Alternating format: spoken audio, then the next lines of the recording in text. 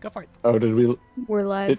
Oh. I think we Oh, lost he to Steven froze. already. Oh no! Wow! Oh No! This Nah, is he's not not boding frozen. He's just well. standing really still. Oh no. We might have to cancel tonight if this is going to keep happening. Oh, I'd be really upset. I had a long day. This is what I'm Twitch looking forward to. and all of our viewers, stay tuned. no! Our DRM will be back. We hope. We hope. We hope. They have a thunderstorm going on. They'll be back soon. Yep. So we'll just sit here, twiddle our thumbs. I am the dungeon master now. Cool. We all go to level 20, and then No, If I Strahd right now. I think Actually, level 20 would be overstepping it. We're level 14. It's fine. Yes. Actually, I think if Steven just like Brunum, Sarah is the next one that like steps up, right? Oh no, it's just because I'm in the box on Twitch right now. I'm in the dungeon master box. Mhm. Oh yeah, you are. On the video Like- stream. Technically, yeah. Yep. Lynn, you don't have to eat like a gremlin. Just eat your I'm food. gonna eat like a gremlin. Just eat You your can't food. stop me. Don't make me buy They a only plane eat ticket. They only eat one I way. will buy a plane ticket and go over there and stop you. It's okay. It's because I made my tortellini very saucy on accident, so I'm like trying to keep it from like spilling on myself. That's Eating over the bowl. Very Good thing to saucy. do. Yeah, I'll be having lasagna later tonight. So yeah, Strada says that she's sorry. She wants to go home. She cooperates. We get the ritual done. And then I throw them at you on Saturdays. I'm so sad. I can't explain why, but I'm so sad. What's that about? I just said I can't explain why. Yes. Oh shit. Yeah. So more power issues for our illustrious DM. Oh? There's our AD. Oh. Because of- he's Back. back again. Ah. Hello, everyone. Hello. Hello. He's back. I don't know if somebody had to restart the router, or what's going on. But I mean, I would use my phone if I had signal down here. Yes. Makes plenty For of sense. sure. I try not to sometimes. All right. But yes. Sorry about that, everybody. Technical difficulties. We love those. But welcome to one more stream here on the RPG Storytelling Twitch, YouTube, and Moonbeam channels. Another installment of Trapped in the Mists, a Curse of Strahd tale. Thank you to everyone who's joining us live on Twitch, Moonbeam, and YouTube. I see you guys out there. Metaphorically, of course. But I appreciate everyone there. Use your channel points. Spend your channel points. Make the world a little bit more like the way you want to see it. Name an NPC. I don't know. Do something fun. Or you could do it in the Myths of Gaia game that gets run here. Or any other game that's run on the that's run on this channel. Those of you who are watching our VODs on YouTube, I also see you. Thank you so much. Views are great, and it makes me very happy. I like little numbers ticking up, so thank you. Oh boy, that was quite a session last week. So I'm very excited to get back into it, but I think that covers all of the announcements on my end. Anything else that I missed, Sarah? Let's see. Our artist is currently working on the last two pieces, along with any final touch-ups on the others for our artwork for our characters. So we should hopefully have those semi-soon, where you can get all the merchandise with all of our new characters on it. And then, if you've been following along with our Myths of Gaia campaign, on the first Saturday of each month, or most months, this Saturday we have session 8 coming up at 8 p.m. Pacific. So it's a little bit later on the East Coast, unfortunately. But yeah, we're going to start doing some heavy investigating. There might be some combat in the very near future as the cast of Myths of Gaia search for a lost dragon egg. A lost dragon egg. Now there is a good MacGuffin. Yes. We love it. We love to see it. All right. Well, without further ado, let's lose ourselves once again to the intoxicating mists that surround and wall off the land of Barovia, where there is no sun and whose skies are always overcast with the thick clouds of the mists. As it is now, so has it been for decades, centuries passing as has each before it. The people here are born, they live, and they die. Some are even unlucky enough to find that they live through another turn of the cycle, when the mists and the shadowy creatures that inhabit them deem it time to wake the Count from his slumber, and to capture souls from beyond their borders, entertaining and torturing the denizens here. And that is where our story continues. So, when we picked up last time on Trapped in the Mist, our brave adventurers had just come out of a session in the Tome of Strahd, where they were reliving Strahd's first introduction of his brother Sergei to the court of Barovia. But when the characters came out of the book, it was a total shock to Yana, who had never been into the book before. So this was her first experience. And she happened to be asleep when they went in, so she wasn't expecting it. But when she came out, it was full-on terror, PTSD, nightmare. She completely freaked out, and in her terror, she lost control of her wolf side and transformed, and unfortunately wounded one of her favorite people, and scared the crap out of her sister Gertruda. But through some heavy combat and a lot of wisdom rolls to see if Yana could regain her faculties, the rest of the party was able to subdue her and calm her down, and yeah, it took her a little bit to get control. But after that, she said she needed to be alone for a bit to kind of fully calm down, and the party took Gertruda, Yana's sister, to the Blue Water Inn for some breakfast and to help calm her down. So while they were over there, Yana finished calming down, gathered her stuff, went over to the blacksmith shop and grabbed some manacles for future use. And then while at the Blue Water Inn, Gawain went over and talked to Alice, our seamstress slash tailor, to pick up a flag of parley that he had ordered from her. And then after getting the flag and all of us gathering back together, we headed out for the Yester Hill, where we last encountered the mother of the druids. So long journey over there, fun stuff's happening in the middle, and we eventually wind up at Yester Hill, where a few of the party members, namely Riss and Gawain and everyone else, did some heavy convincing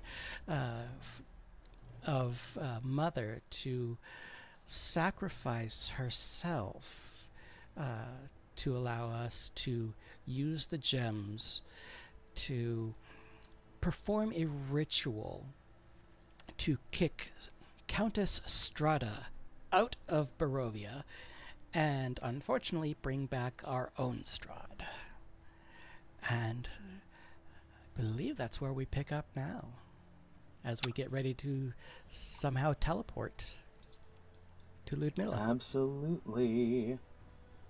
Yes, so just wrapping up with Mother having relinquished the 3 gems, which you guys have summarily put in a safe and secure location.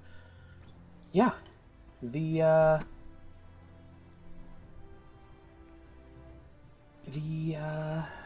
plan is yours, whether you're summoning Ludmilla to teleport somewhere, or if you're headed back to Vallaki, or whatever the deal is.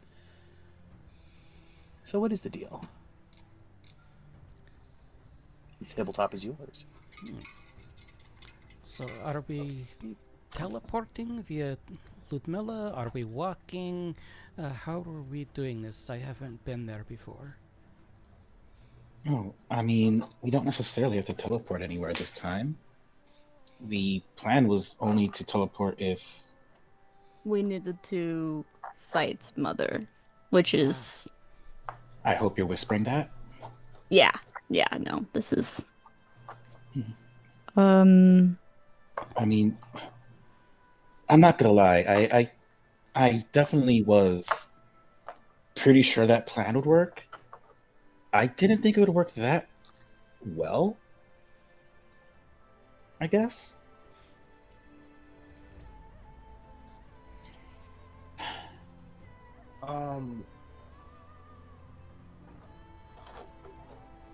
Whispering to Nedro and Riz, Ivor will just go. Does she have any weakness?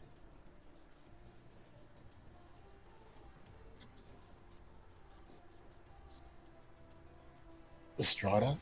I imagine the seed of Strahd, which is to say... Not many. Right. Probably doesn't like Wow. sunlight, I would imagine. Come on. Well, I do have several bullets. Should I aim for the eyes? I mean, ideally, we wouldn't have to aim for her at all. Remember, the plan is to get Strahd somewhere, use the ritual that Riz studied to shunt her out of here and bring back our own Strahd, who, might I add, we probably shouldn't attack on the spot, because even though I think we have several tools to help us, I don't think now's the correct time to attack him. I don't think we are ready for that fight. I don't either. Correct. If anything, we might be able to leverage the fact that we brought him back for him to let us go.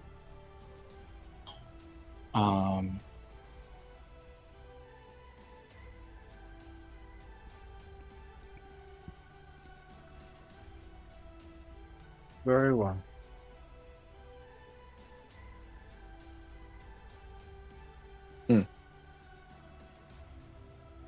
So is this a walk and talk situation? On your way back, you guys are having this? Yes. No. Question. So I'm assuming if we encounter any druids in the future, barbarians, monks, any of the like, we can probably assume they're going to be friendly. That's a reasonable assumption. They, at the end of this, the few that were here at the core of the Yesterhill Grove on the hill were seemingly spreading the word of what was going on. And those that were on the hill as you left seemed to sort of part almost in reverence. So it's... Go ahead. I was say before we left, Gawain definitely turned to all of them and gave them a salute over his hand to chest, just to acknowledge them as we left. Mm-hmm. Before they go, I would want to speak to whoever amongst them seems like the most, one, speaks our language, and two, seems to some extent, have any kind of leadership role. There were several close guards who seemed to be sort of functioning as like a council entity now in Mother's absence. Okay. I'll go up to one of them. Say, first I'd like to say I'm sorry for your people's loss. What Mother did was one of the bravest things I've ever seen, and will not let her sacrifice be in vain. You can trust it will save this land.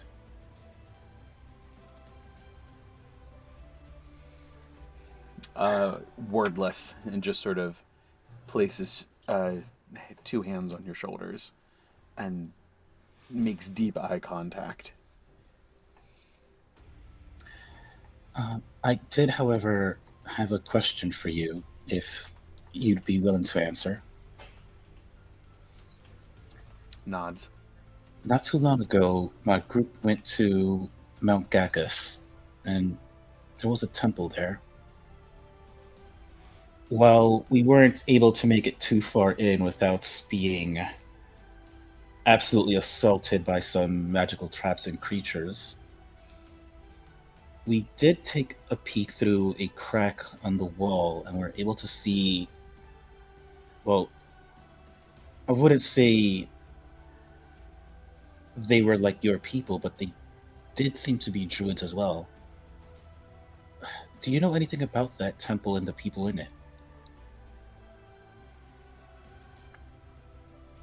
A look of wild concern went at the mention of the temple up toward Mount Gacchus is replaced with confusion and then interest as you sort of sketch out, this is what we ran into, what do you know about them?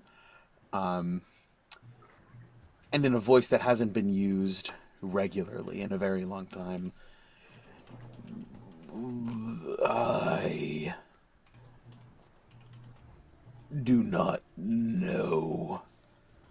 That temple is danger. However, if there were kin there, they were passing through. No one in their right mind would settle in such a dark place.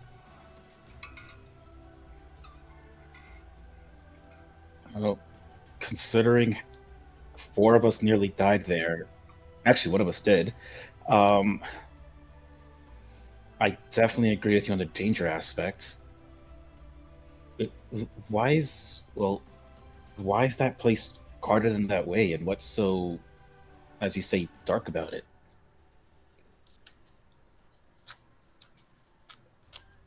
Struggles to find a word for it at first. Unsure. And to be clear, the druids don't speak a language that I know, correct? I have Celestial, Draconic, Dwarvish, Infernal, and obviously Common. Correct. This is going. Oh, you mean the druids up on the mountain? No, the one I'm speaking to right now. Yeah, the one you're speaking to now, Common, is the only one that you have in common. Share. Okay. Unsure, but do not go unless you must. Well, trust me, I learned my lesson. Unless there's any actual need to not returning. Just very curious about the people there and what they could possibly do in such a dangerous place.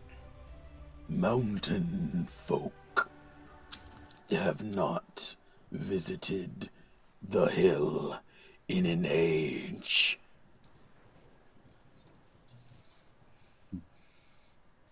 It has been some time since we spoke.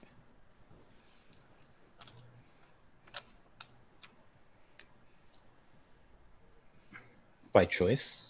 Is that something you avoid speaking with them? They rejected Mother. Walked away.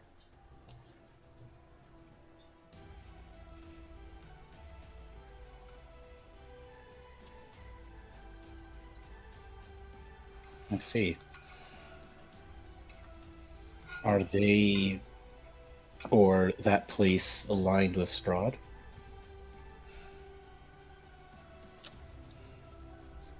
Unclear. Spies everywhere. Eyes, ears, wings, feet.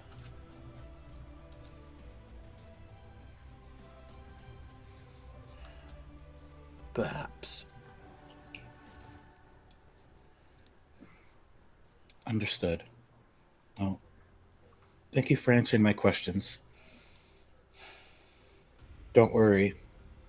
And then I look towards, what I guess is the disintegration around us. We'll put a stop to this soon. And then I'll bow and head out to join the rest of the party unless they're doing stuff. These individuals, these high guards, bow and reciprocate. And as you guys are leaving and exiting the hill, the other druids sort of kneel as you pass, and knowing that you carry with them Mother,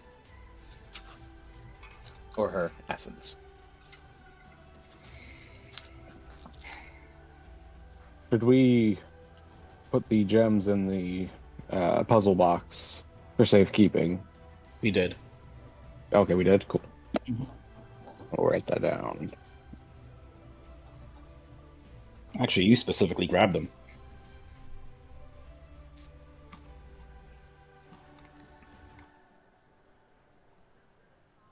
All right, so having set out first thing in the morning, it's about 11 miles, taking into account difficult terrain off the path. So 11 miles, you guys are traveling about 3 miles an hour, which means it's about 4 hours out, however long you were here, and then about 4 hours back. So it'll be no earlier than early evening, 5-6 o'clock by the time you guys make it back to Vallaki.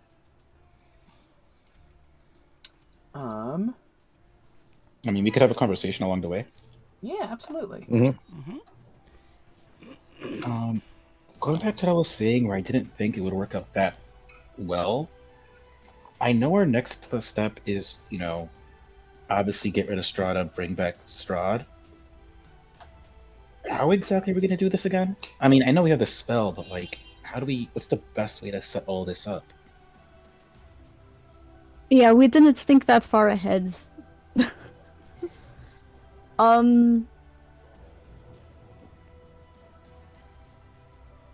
She's got to stay within a certain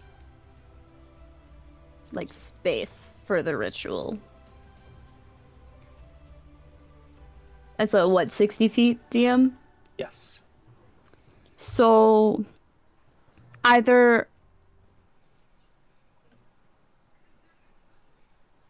and what I remember from when she was in the dream with us, and then the little bits that we've seen since, she doesn't seem to. She seems to prefer to be up in our face. So either we just go and fight her and try to keep her distracted enough so that she doesn't realize what's happening with the gems,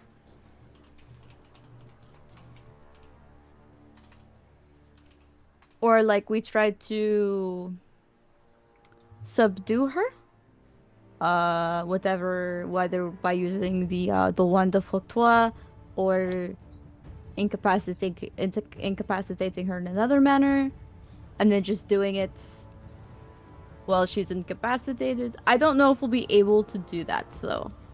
I think we're going to have to fight her at the same time.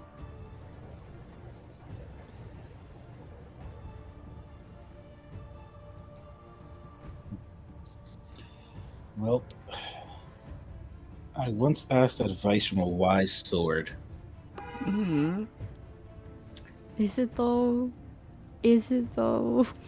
Well, it's known more battles than I have, so at least when it comes to this specifically. That's actually Sometimes sorry. That's something I wanted to talk about. We saw this. You all saw that when we were in the book, right? On Sergei. That the sword was with Sergei? Yes, and it previously had a crystalline blade. We could ask the sword about it. certainly could. The sword is sentient. Yes. I thought he didn't remember anything. Well, he remembers being really pissed off at Strahd and calling him a coward, so I'm That's just putting true. two and two together and saying that the sword is pissed off that Strahd was somehow responsible for his master's death. Hmm. Or, if this was one of the books I read, maybe the brother's spirit is fused with the sword, and that would also explain his anger if somehow he was killed and put into it. That was my theory. Yeah. But who's to say? It sounds cliche, so it can't be true, right? I feel like cliche things happen to us all the time here.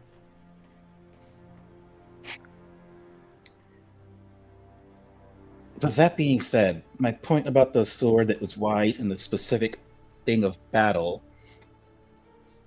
he glares at Riss since they were commenting at the wisdom thing. He was correct in one thing. We do a terrible job of giving ourselves home field advantage.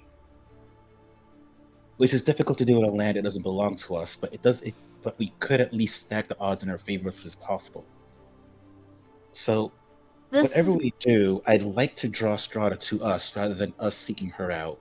Especially since we don't know where she is. Also, to answer the questions about the sword, I bet the answers are just further along in the book.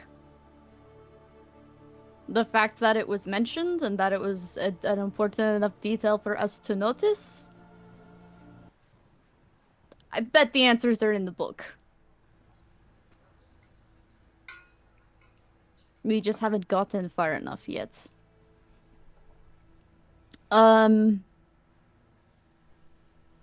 Do we have any ideas on how we would draw Strahd to us?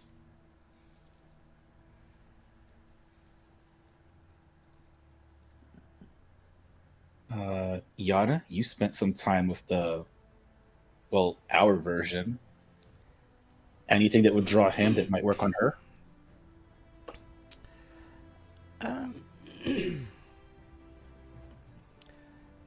The only thing I can think of is to tempt her with the jewels, with the gems.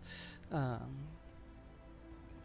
did learn a little something while I was there. I read a lot of the books and journals and everything that the old Strahd had collected and written. And if I'm not mistaken, I think there might be something about the gems that are helping to either power or protect Strahd. So I don't know, maybe something about the gems being able to tempt them might draw them out.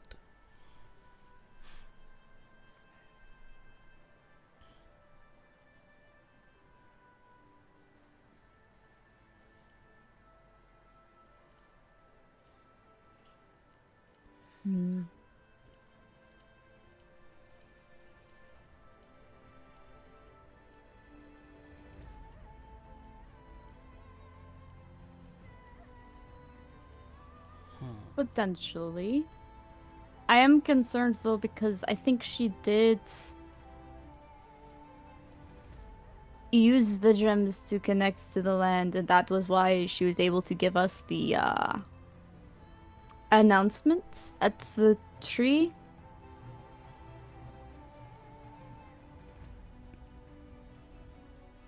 Not that I think the gems are a bad idea, I'm just not sure how foolproof the that plan is.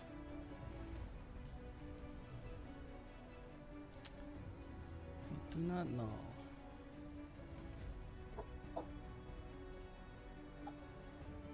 The only plan I have would require her to be kind of close, like in the general proximity. Pulls out the Strahd ventriloquist dummy that he picked up like 90 sessions ago. I mean, we could modify it to look like Strahda, and then do like a mocking performance, and that would probably, if she was relatively close, would enrage her and probably make her attack us. So Perhaps. but that is my only idea at the moment. We could ask Ludmilla. I don't know if she'd have any insights. But Ludmilla is very close to Strahd. So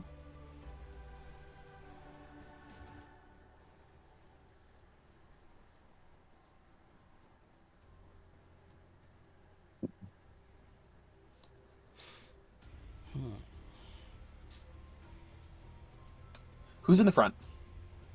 oh shit. Probably me. Gawain, give me. It's Gawain, never Ned. Gawain, give me a survival check.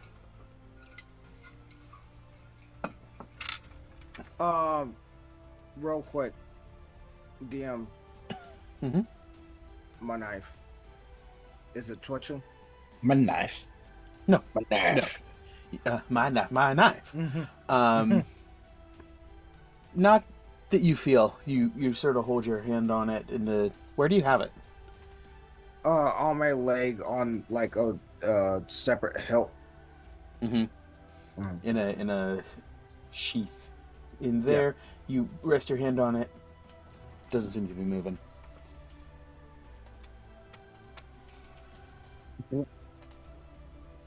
Gawain, what was that survival? That's a natural one. Natural one. You guys are talking deep in thought, and the crunch of leaves and sticks. It's not. You guys aren't moving with the practiced silence and stealth of a thief in the night, but it's in the middle of the forest. There's a lot of noise. As Gawain, you're sort of talking back over your shoulder for a moment. You take a step, and the whole party hears a quing as a hunting trap clamps itself down around your ankle. You Gawain's? take around Gawain's ankle. 1 point of piercing damage. Okay. It's a pretty I would good be trap. riding. I would be riding Orion technically, so I think So technically that Orion hits my takes 1 point boy. of piercing damage. Can I? Yeah, no, that's on him. That's an that one. There's nothing you can do. You guys realize, so this wolf trap, Steeljaw's caked with rust. It was carefully hidden under a thin layer of pine needles and other, like, rotting forest fare. It is a surprisingly good fit for Orion's large form around his ankle joint. You suspect these are set for some of the larger wolves that travel in these woods. But easy enough to pry it open and keep an eye out, and you notice a couple more to avoid down the road.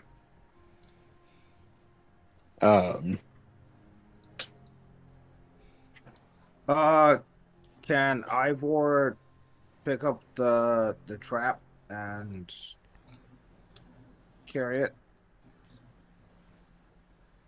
Yeah, for sure. Okay.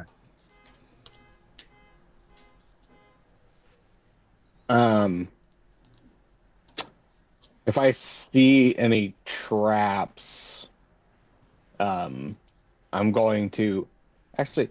Question: do I get the vibe that the wolves of the area were aligned with the druids, or they are aligned with Strahd, or is it like a Venn diagram type situation, like a triple Venn diagram situation?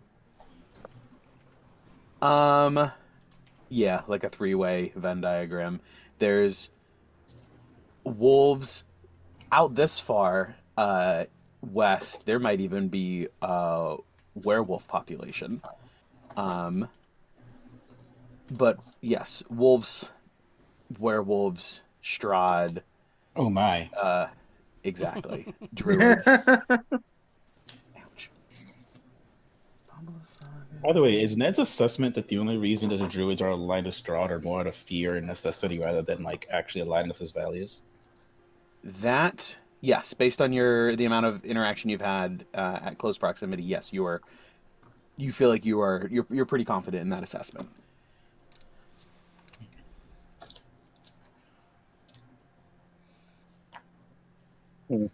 Um, hmm. Gawain, yeah. As much as the wolves are a little bit of a problem, he doesn't want any more creatures to suffer, especially because these things are like rusty and shit. Like, it's just to give them like tetanus if they get hit, basically, which is kind of fucked up.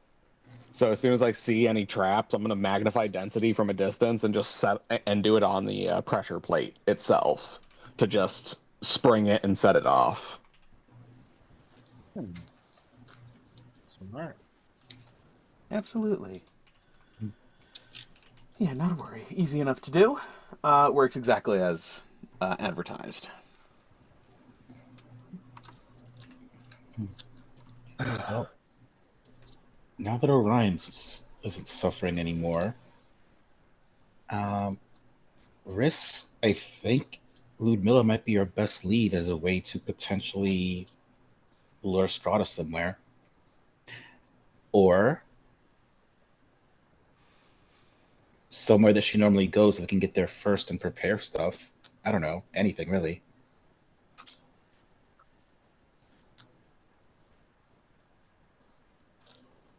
Is this something we think we're going to try to do today? It Or do doesn't we- have to be today, but considering we promised Mother and the Druids that we're going to safeguard their place, should be soon before they don't have any place to call home. Oh, no, yes, yes. I was thinking we try. We take tonight. We plan. We connect with Ludmilla. See what she has to say. Um, and then I figure we try to do it.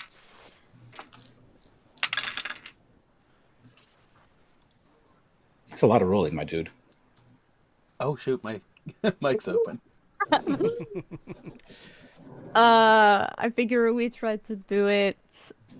Sorry, I just had a thought. Is this gonna have to be something we do at night? Or she was out with us in the day multiple times. We've also seen Strahd during the day multiple times. Right. Oh, there's no sun here. Right. I know that because I'm from Barovia. Right. Never mind. Damn, Riss experienced Okay. the sun for the first time inside of a book, and now they think it's everywhere. It's pretty wonderful. Okay. Never mind. Ignore all of that then.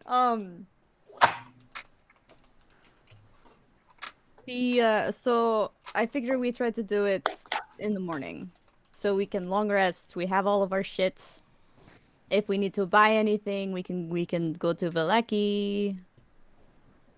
Should Pick we anything up that we need to. should we just contact Ludmilla and ask if she can teleport us back to your apartment? It just occurred to me that if we get there faster, we can have more time to prepare. So I don't know if this is something that is like taxing for for her, or if this is something that she can just kind of do freely, because she's, a bride of Strahd, so I don't really know where her scope of power really lies.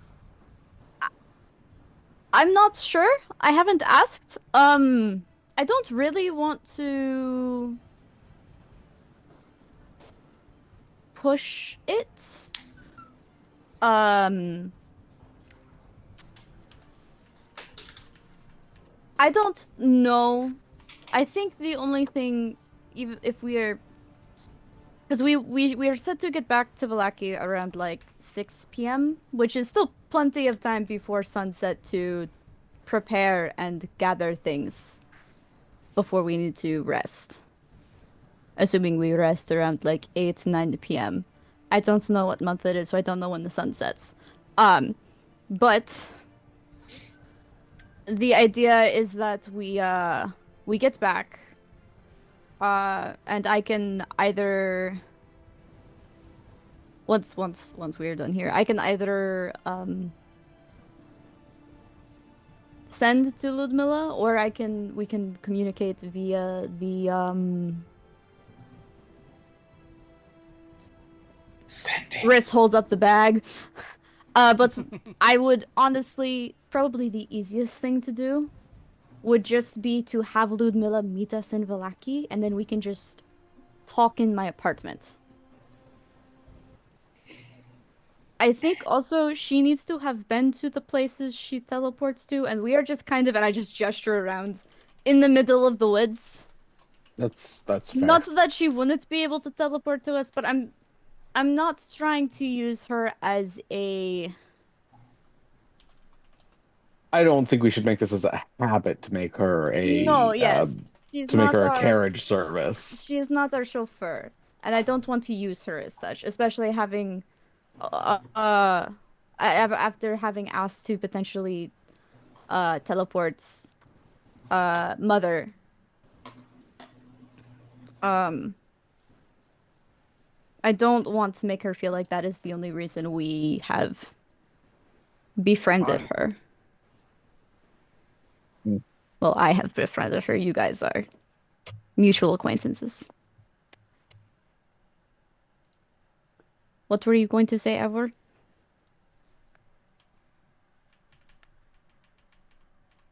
Oh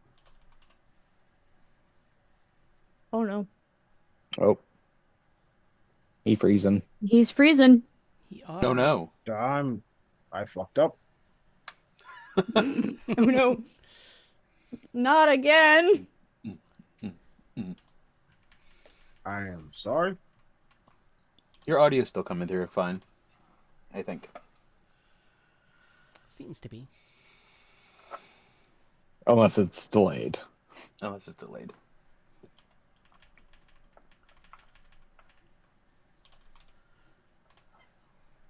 Nope. I'm not.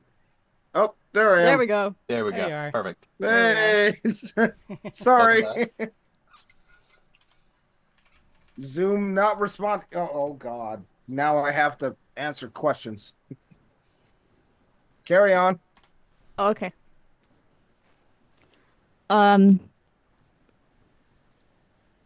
Yeah. I think that's... I don't...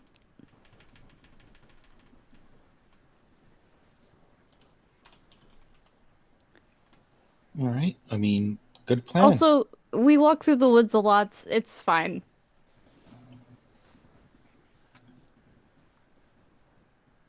Right. So unless we are planning to... I guess the only reason I say I think we would contact Ludmilla, or ask Ludmilla to teleport is as if we're planning to fight Strahd tonight, like before, but I don't know if that... I still think we should attempt to rest. I know we haven't Maybe- done like... Oh, sorry, go ahead. No, I agree. Maybe rest and come up with a solid plan other than find some way to get her to us and cast a spell. So I think you're right. Maybe send a message to Ludmilla just asking her to meet us at your apartment. And she, well, knows Strahd and potentially Strahd more than any of us, so I'm sure her advice would be very helpful. Okay. I will cast Sending Okay. to Ludmilla. Mm-hmm.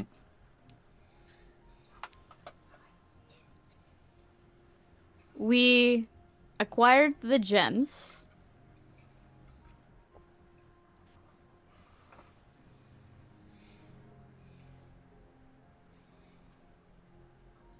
Sorry, I'm trying to figure out how to word this.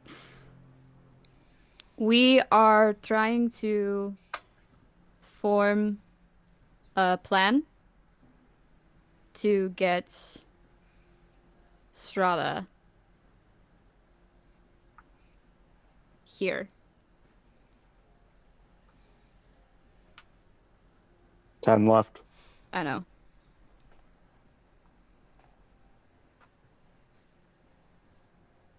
We're headed back to Vallaki if you would join us. Nice. Nice. Nice. Well done. Always impressive.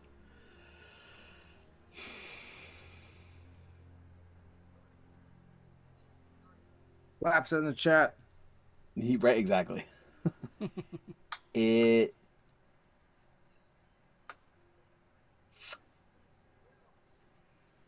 is a long pause before you hear a response. Longer than it should have been by any by any accounts. That's the word. That's how I was trying to look for. By all accounts, longer than it should have been. Her tone is hushed, barely a whisper. I'll do what I can. Can't talk. And that's it. Okay. Okay. She messaged back. Either she was around Rahedin or Strahd has returned to Ravenloft. She couldn't talk. So I will let her know when we are at my apartment, and we will see if she is able to join us.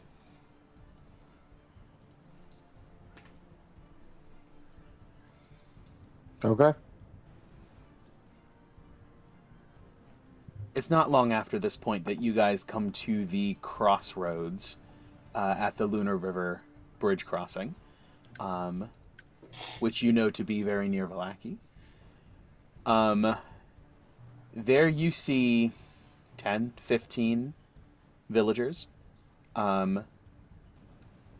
digging graves, what can only be described as graves, and lowering bodies.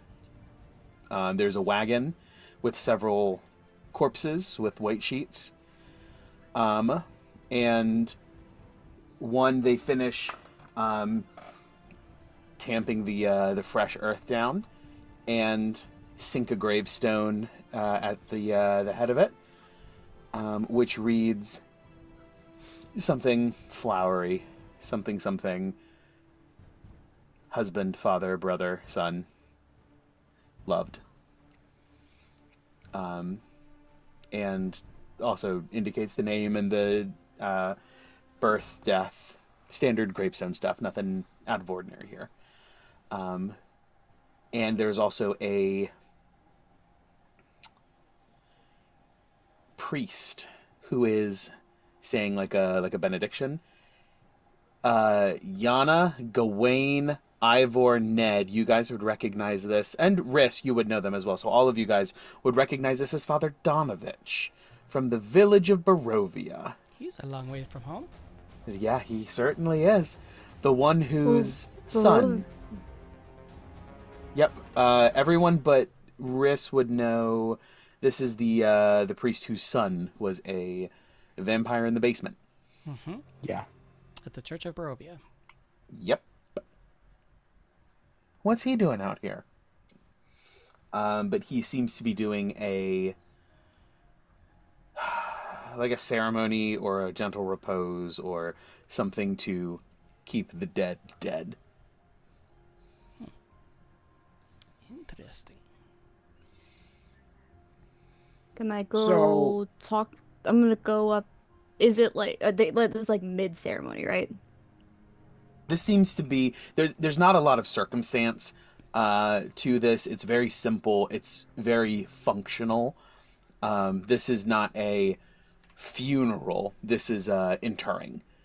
They're and- burying them. Correct. Yeah. Okay. There's no Yeah, no they're no just- mourning. There's no nothing. This is just the work. They're just tamping down the like the ceremony is over. They're Well- tamping down the soil. On this one, there's Yeah. another 2 or 3 to be done. So can we go up and ask him some questions? As I say, Riss is gonna go talk to Donovich. Mhm. So am I. I'll back Yeah. up Riss at least. Yeah. I'll go with him. Ivor's coming too. Mm-hmm. Sounds like everyone's interested to speak with him.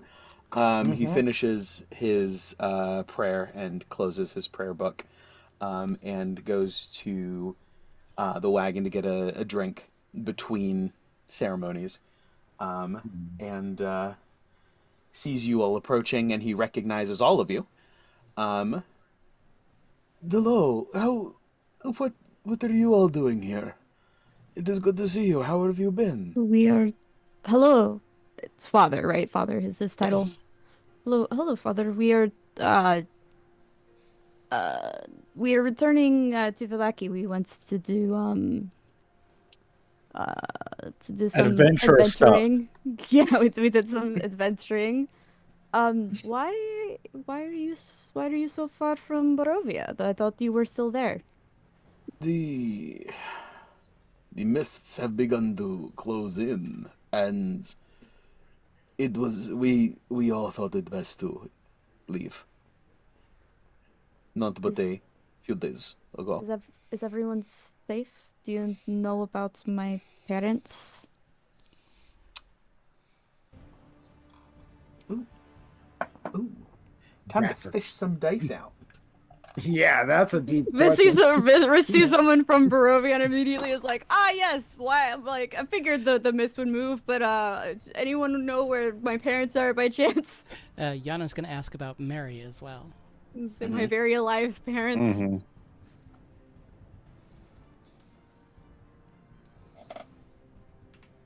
Odds or Take evens? that, everyone who says, evens. Take that, everyone who says, I only make tragic characters. Parents are alive. Take that, chat. What do you mean? Your character is still tragic. You still Your got spirit got trapped in the body of the unalived. character. That's the point. Parents are alive. You are not. Exactly. And Sarah, odds or evens? Just because the odds are never in my favor, we stick with evens. A double evens. Wow. Double evens. I normally pick odds. I don't know what got into me there. One of these is the natural 20. Your Riss, parents I are am- alive and superpowered. I am very sorry. I have not heard anything of your family, but Mary, I only know because she was difficult to get to convince to leave. But Oh. we managed to bring her. She's... We're not entirely sure. They have... The refugees from Kresk have... Excuse me, been kind enough to take us in and allow us to share in their limited space. There's not much room in Vallaki anymore after both of these towns have been uprooted. Oh, I'm glad she's safe. I know she'll be very happy to see Gertruda.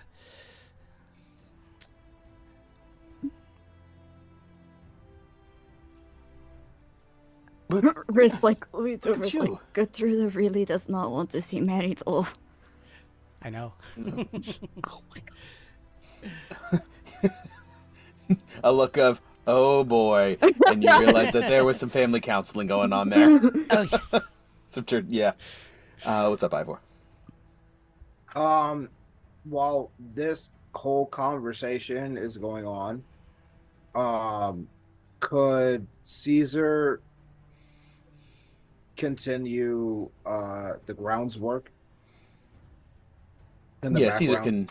can sort of like lumber over and give a hand, analyzing and understanding what the assignment is, and just sort of like scraping with his massive metallic hands, his big old That way- fingies. Yeah, that way the groundskeeper can actually like focus on the conversation at hand. Oh yeah, there's plenty. There's like 10 people out here, but help is always appreciated. Listen, what is it? 3 by 6 by 6? That's a huge amount of earth. That's incredibly heavy. It takes hours to do. So Cesar for sure gonna be a big. It's like when you get an excavator to help out with that. Yeah, like an excavator. He just Gawain will just trace some sigils in the air and magnify density on Caesar, so he's a little more efficient. Like Nice. 96 cubic feet of earth, if I did my math right. That sounds about right. 36 meters. Yeah. Mhm. You got it. Um, Very morbid, but correct. did you need any assistance with preparing the bodies, or? Oh, I don't think that is necessary, but really this is just the issue of getting them in the ground. They have been sitting in the morgue for too long. And What? two of the pallbearers are bringing one of them, or two individuals are bringing one of the bodies out, and somebody slips and, like, going backward down out of the wagon, slips and falls and drops the whole thing. The sheet falls off, and it's immediately apparent. One of the eyes is just like laid open, while the other one is fully shut. Yeah, there's no sense in covering it to bury it. It's not an open casket funeral or anything here. It's conservation of resources. So yes, the one of the eyes is just like bare. The eyelids are gone, and it's just sort of like it just sitting there, staring off into the distance deadly, or in a dead manner. Before they cover it, and Father Donovich shakes his head. This is a What? shame. What happened? Are the others like this? Mm-hmm. All of them. You know, we thought...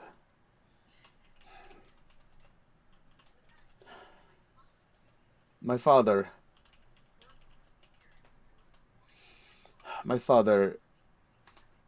told me about what was happening in Vallaki years ago. And it was a string of murders where one of the eyes was mutilated on each of the bodies, but then they stopped. And everyone assumed that it was the end and we would have relief, and they had died, and they never figured out who did it. It drove the Baron Valakovich's father. It drove him mad trying to maintain. You know how he is. Vargas, he got his sense of well-being and all of that from his father. So you can imagine how difficult it was to try to maintain all is well with a serial killer on the loose. It was a godsend when they disappeared, but Now we have a copycat. Which is so strange. Why now? How long ago did he say the original murder happens? The original murders? Oh, when I was a boy. 40, 50 years ago.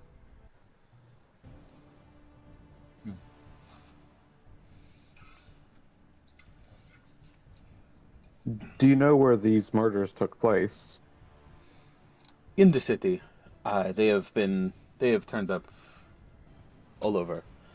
No, the guards haven't been able to find a discernible pattern, or so they say. Have they? I can't imagine they would be keeping the information from us. It doesn't make sense why it would serve a purpose. But they all have a missing eyelid? Yes, it's not the same one. Sometimes it's the left, sometimes it's the right, but they're all one eye open.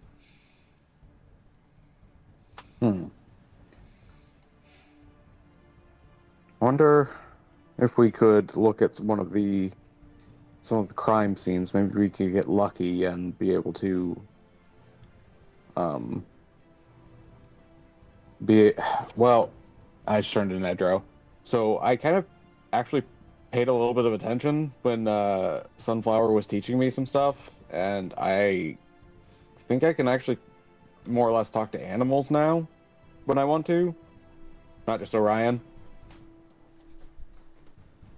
So I was thinking, what if we go investigate these scenes and see if there were any mice or bugs or other things that saw what happened?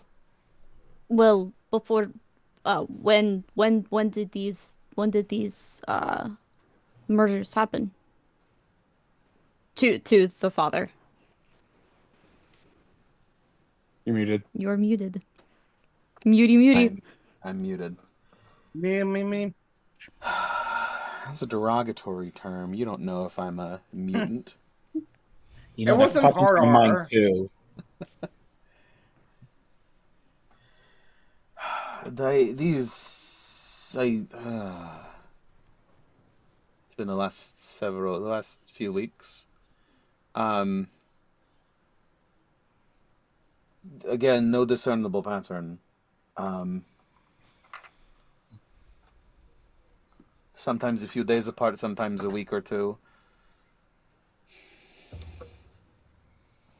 But always the same. No signs of anything. No signs of a struggle, no signs of forcing themselves in, no damage to anything. Apart from the obvious missing eyelid, what appears to be the mode of murder? Some sort of stab wound. Generally in the below the ribcage. Opened them up. So there was one that had a slash across his throat, but not most of them are somewhere in the chest, some sort of stab wound.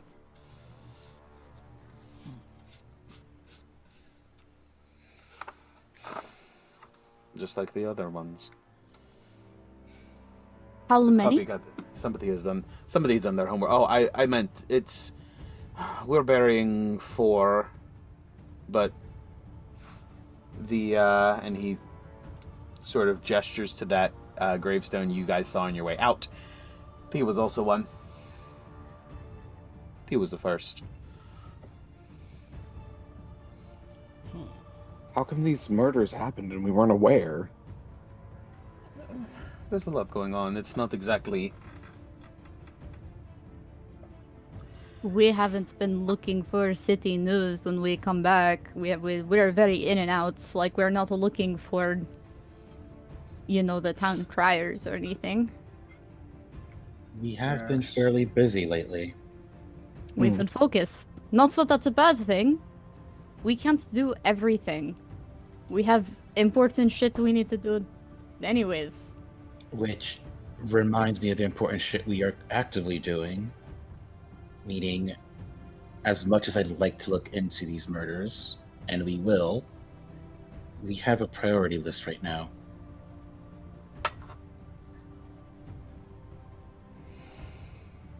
Oh yes, of course, of course. I don't. If you guys, the guards are more than capable of handling this. I'm sure. Lady Walker is very capable. It should not be a problem. I wouldn't. Don't concern yourself.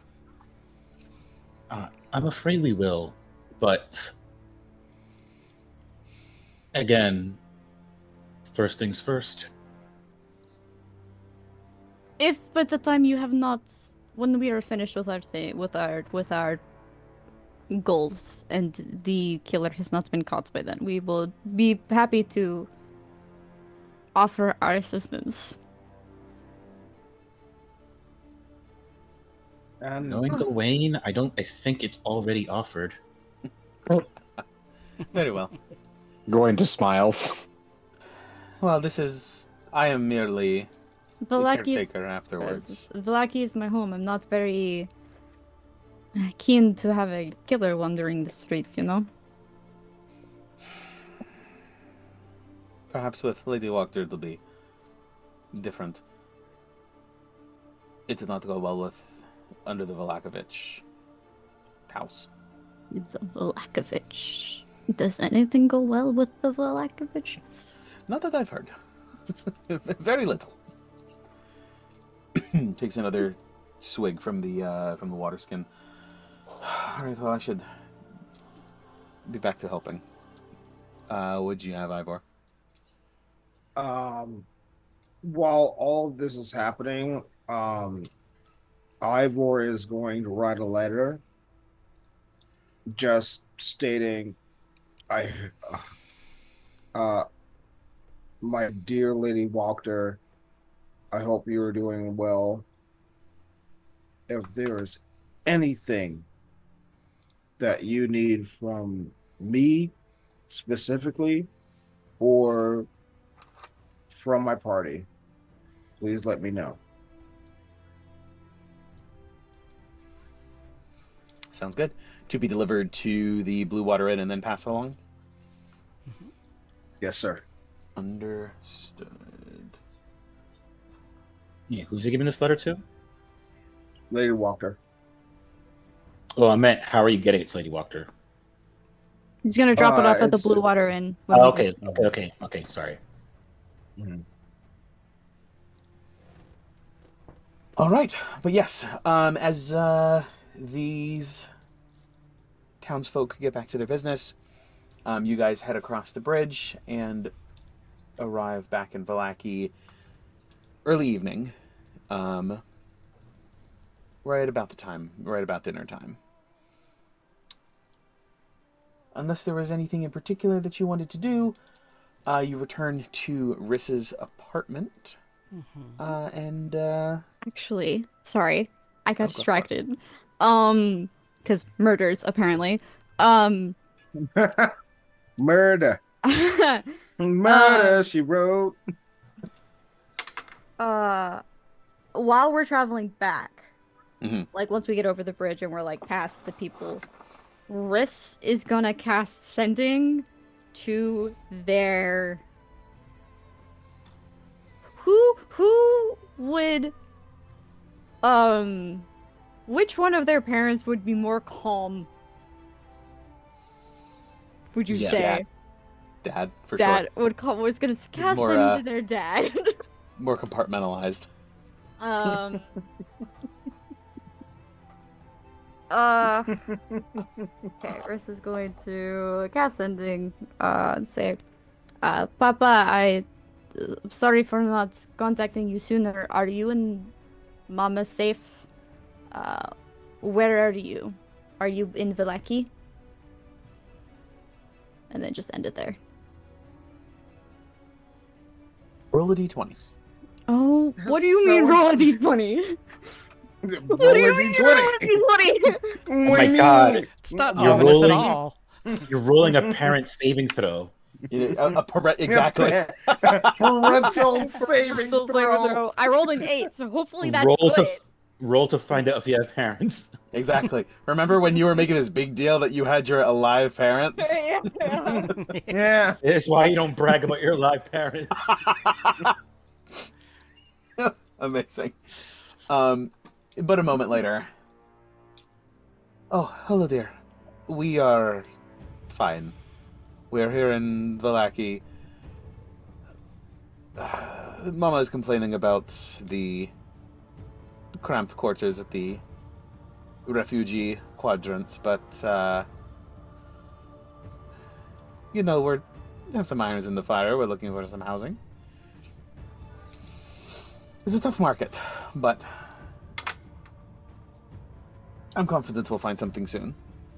How? And that's the end of it. They don't have a 25-word rule. It's a collect call. They got cut off. Ba-da-dee! Everyone just watches Rince just breathe like a sigh of relief.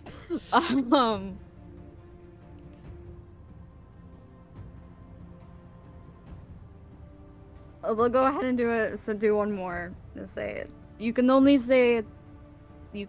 You can only reply with 25 words, Papa. I'm returning home soon. I will try to find you in the next hours or so. Ah, okay. Good to know. We'll stay here, waiting to hear. You hear him counting the Can't words. wait It is. to see you. Be safe. Suddenly incredibly focused on word count and like, oh, this is how the magic works. And that's it. Uh, I'm at a pair. Bruce is just sitting there kind of pinching their nose. just a little bit. How good am I doing at the, hey, son, daughter, what happened to my iPad? Hello, mother. Hello, father. Jesus Christ, Sarah. Now, you guys will be passing through the refugee quarter on your way in through the western gate. If you wanted to stop there first, that would be an option. Yana definitely will. She's gonna sniff out where her mama is. Yeah, also Gawain would like to offer to the refugees anyone who is hurt, or if I see anyone that's sick, or just if I don't find anyone that's like legitimately sick or hurt, I will just go find some older people and just cure them of their arthritis. There is one Oh sick yeah, person. you can do that. Yeah. Easy enough to do. There is one sick person who seems to be like actually ill. But yeah, then there's just a couple of old people that you just sort of pump some lay on hands into. It feels irresponsible not to, you know? Like socially. You get the sense that the abbot has been doing a similar work here among the populace as they've been here for a day or two. Okay, you change the map. Yep. So here in the refugee quarter, I swear, it just looks like a fish. I Steven, don't. yes. question. Is the housing issue here purely monetary? No. There's only so much space, and in this walled city now with 2 towns worth of people here, everyone's looking for permanent housing. Dormitories at the university have been filled up. Anything with a bedroom is in use. There are, as you sort of walk through this the refugee quarter, there you do hear talks of plans to set up some more, at least semi-permanent dwellings outside the wall, simply because there's just not enough space inside the wall to really handle all of this. But it seems to be an issue of supply and demand versus being priced out. Mm-hmm. But yes, easy enough to sniff out Mary. Mm-hmm. You find her sort of settled in and sort of just sitting, her tent, she's sort of settled there, just sort of sitting on a familiar chair, just like rod straight, just like you can feel her just bristling with the "this isn't my home, I shouldn't be here" energy. Okay. So as soon as I see her, I'm going to run up to her, give her a big hug, let her know that I'm safe, I'm being careful, and I'll also tell her that that Gertruda is safe. Not ready to see her yet, but she is safe. As you sort of enter, she softens. Yana, it is good to see you. You too, Mama. She gives you a big hug, kiss on each cheek, and how are you? You look well. You look like you're taking care of yourself. Are you eating? As often as possible. Make sure that you are. It is important that you fuel yourself. It keeps you going. Oh, but of course. And as you go ahead. Nedro even got me some road snacks, so I can always be eating while I'm on the road. What a sweetheart. He is a good one. He is. He's a good one. Mama, you know that I have a girlfriend. Listen, I think you should keep your options open. I think he is a good one. That's all I'm saying. He's also not batting for the right team. I don't understand that reference. There's no frame of reference for me. And as you continue on and you explain that you have Gertruda, and she immediately is like, wait, what? What? She is. You said she is okay? Yes, I brought her out of the castle, and she is here in Vallaki. She was in the castle? Oh, my dear Gertruda. She's okay, Mama. She's okay. She was okay. She was okay. You have to take me to see her, my darling girl. You need to. Where is your sister? Take me to see your sister. She's not quite ready to see you yet, Mama. She's still recovering. But I will make sure that she does come to see you as soon as she is able. Give me a persuasion check. Okay. Persuasion with my -2 is a... You can do it. I believe in you. Goes from a natural 20 to an 18. 18. Hey. Nice. Natural 20, though. Nice. She takes a deep breath and centers herself. You must have caught her on a good day. It's very hit or miss, and you know this well. Oh, yes. But she... Oh, okay. It'll be soon, though, yes? I am working with her, and between all the other things that I've got to do, but I will definitely make sure that she comes to see you very soon. Good. Well, tell her that I love her, and that I wish her a speedy recovery, and I look forward to seeing her very soon. And she's tolerating it, but her anxiety is through the roof already. Yeah. But under control, seemingly, for now. And I'll, if she's got like teapot or anything sitting around close by, I'll make her some nice lavender tea Mm-hmm.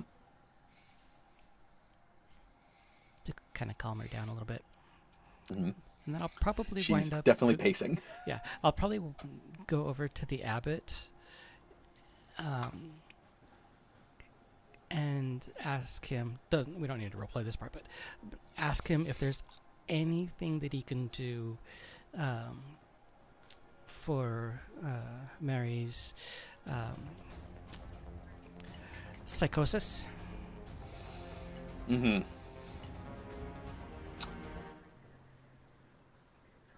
Let me see what I can do. And he will check in with her. Okay. Sounds good. Gawain wants to go say hi to Mary and just make sure she's okay as well. Mm-hmm. He just kind of like approaches quietly as possible, which is probably way quieter than Mary is used to me being with the new boots, boot goofing. For sure. And I just quietly kind of walk up and I just see her like wringing her hands and just being general anxious behavior. I'm just gonna put my hand on her shoulders, be like, "Hello, Mary. It's very nice to see you." Gawain, how are you? I'm doing well. I'm glad to see you. Under poor circumstances, but still glad for the company. They took me away from my home. For your safety. I am safer in my home. I know where it is. I know where everything is. I know where all the blades are. I know where every step is. I know every speck of dirt. Safer out of my own home. You did the right thing by listening to them. Thank you for doing so.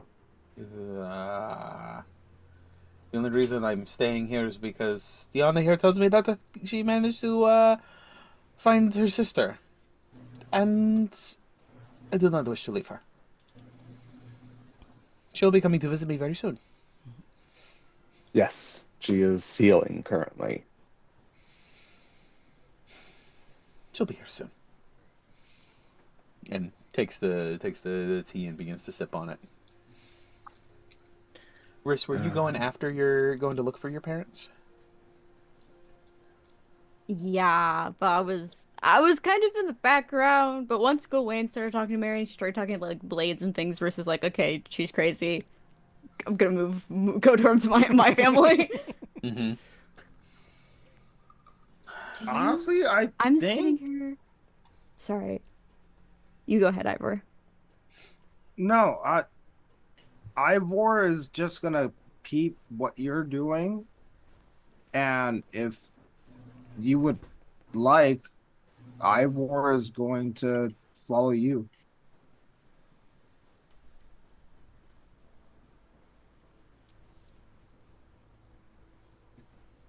Is that okay? Yeah. Am I muted? I can't remember. No, I'm not. You're Okay. Yeah, you're good. Yeah. Whatever you're going through, Ivor is just going to just pat you on the shoulder and say, I'm not quite sure what you're going through. Oh, But you is you go. it okay if I go along with you? Sure. I don't remember if you were there the first time we. Yes, you can come. You can come. That's fine. I'm sure my parents will want to meet you all eventually. They might be a little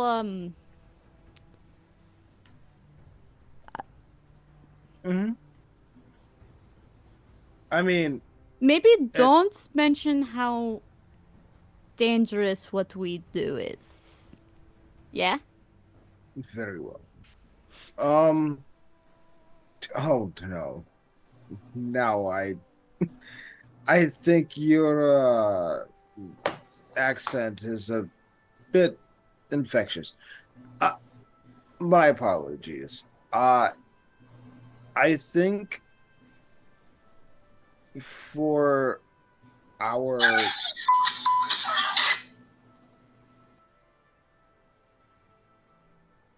I'm not sure what that was, but I hope everybody's okay.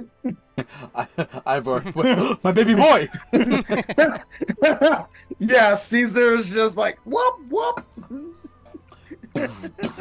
System failure. Caesar's bugging hard.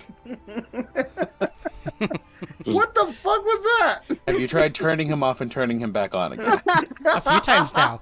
You have to get a rapier and find his reset hole, and you know. Oh yeah. Reset hole, is that what they call it now? Yep. Who in the hell? No, without his consent. Who hit his self-destruct button? Anyway. The bad self-destruct button. That'd be hard as fuck to hit in battle. Fuck, come on. If you guys can hear my dog whining, I swear she is loved and fed and paid attention to all day. Oh, I swear. I actually haven't heard her. Okay, she's literally right here. Like, this is the top of her head, and she's just sitting here whining at me, and I'm like, I swear, she's taken care of. I swear. All of you in chat, her dog is loved. He's so spoiled. Anyways,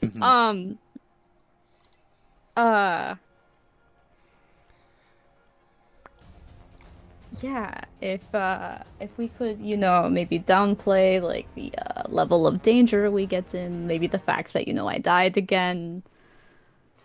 Maybe don't mention any of that if you could. I don't need to it won't end well. Also, I apologize my mother for any fussing that she does. Papa said she was stressed, so. I found that then. Thank you. I was looking, I'm like, oh shit.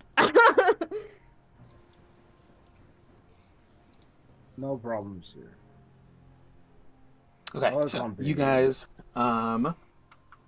make it to looking around, and eventually it's not very hard to make your way there. You're looking around and you're just sort of like passing through, and your father is standing outside the tent, and just sort of like almost like just like standing on the porch waiting for you to come. Like a He's such parent. a dad. He's Yeah, found like a like a parent standing outside of Yes. the house well. when the street lights come on. It's is the best way. Like I got to make sure that I'm visible so that they know which tent it is. The He porch is is actually kind of helpful in this instance. he's also Yeah. he just sort of has his arms crossed and is leaning up against like a beam that has put up this tent. And then when he sees you, he just sort of stands up all the way, and almost visibly perks up.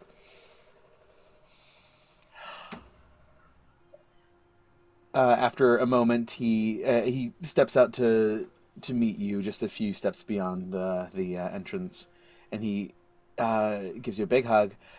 Papa. It is good to see you.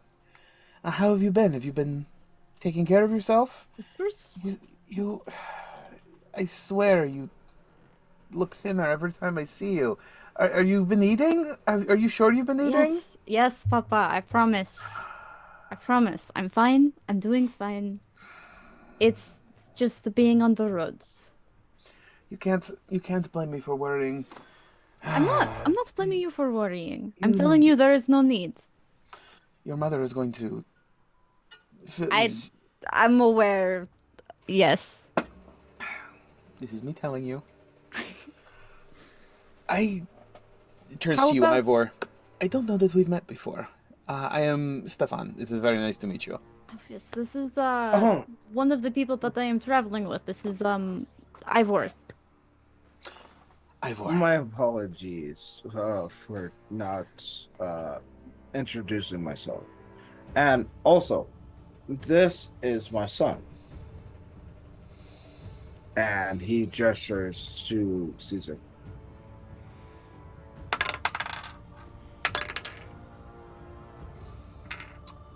Is the You see- glamour still up?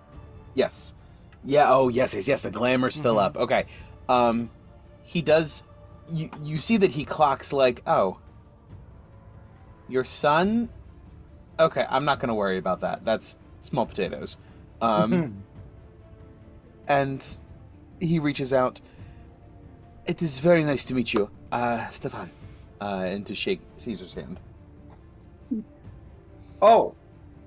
And he rolled his shoulders back and just he reached his hand out. Catapult. Shakes it, and there's a lot of questions, but he again bites his tongue. And then Ivor immediately goes to he's mechanical. Just straight out.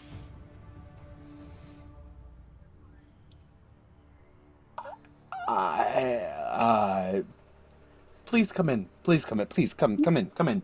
I don't do leave out will here. explain. I will explain. If I'm sorry. Every time you open your mouth. More questions. Riz just kind of puts it in, and I was almost like, it's best to just. They're regular people. But I shouldn't. Shouldn't I explain? You don't have to. It's not. I don't want them to get involved in all, and I just wave around, just let them be. But they know now. Shouldn't I explain? If okay. he asks for an explanation, then fine. But if not, then just let it lie. Okay. And he ushers you guys inside. Damn. Who would have thought Riss would have been the voice of social reason? Don't tell them that.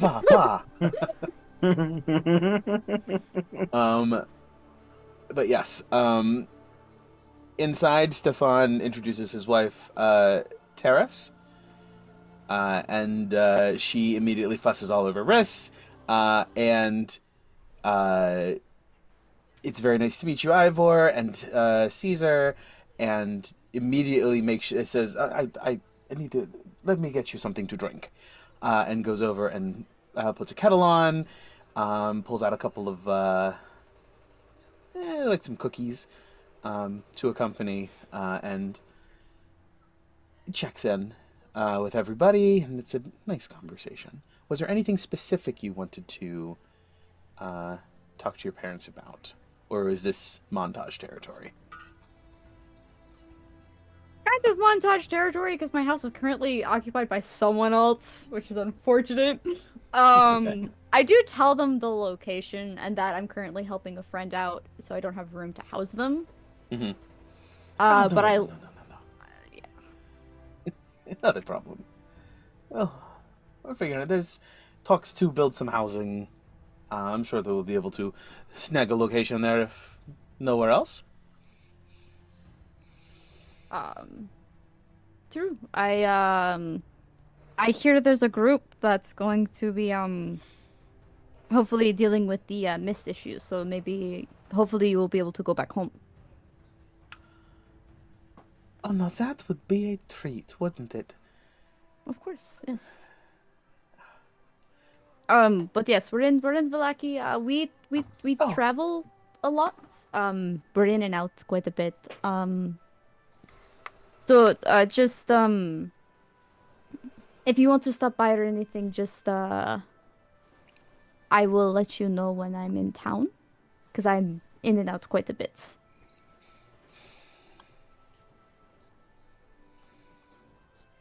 Very well. Yes, of course, of course. Well, if you happen to if you happen to come across whoever that group is that is working on this, please let me know, says your mother.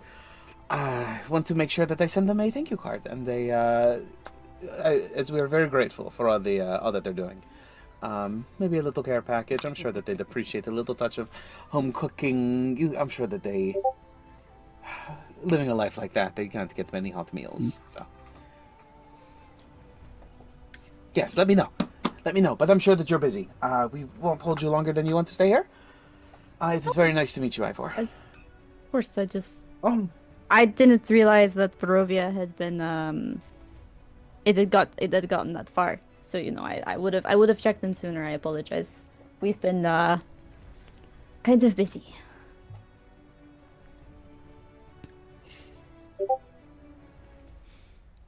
Oh, not a worry. And Be safe out there. Of course, Please. always. I hope I wasn't too much of an intrusion. No, not at all. Not at all. Trust me, I'm sure my parents are happy that I'm making friends. Yes. Well, it would be nice if you would let us know from time to time. Your friends are wonderful. Bring them over. You don't call enough. You don't write. You don't call. We never see you anymore. Now that you've left. I'm sorry, Mama. I meant to write and I forgot. Like I said, we've been a little busy. Stefan sort of like waves her back. Well, how about before, if the mists happen and like everything is fine and you guys can go back home, we can have a dinner here in Vallaki and you can meet the rest of my friends. That sounds very nice. Before you return to Barovia. How about that? Yes. I would very much like that. Okay. I have a friend that would be very happy to cook for you. As Ivor You two could leaves- trade recipes. I'm sure he would love that. Intrigued by that idea. As Ivor leaves, he will just turn back and to go. She has very many friends. I'm not the only one, and Cesar is not the only one. There is one specific friend that can very much help with cooking. If you need that.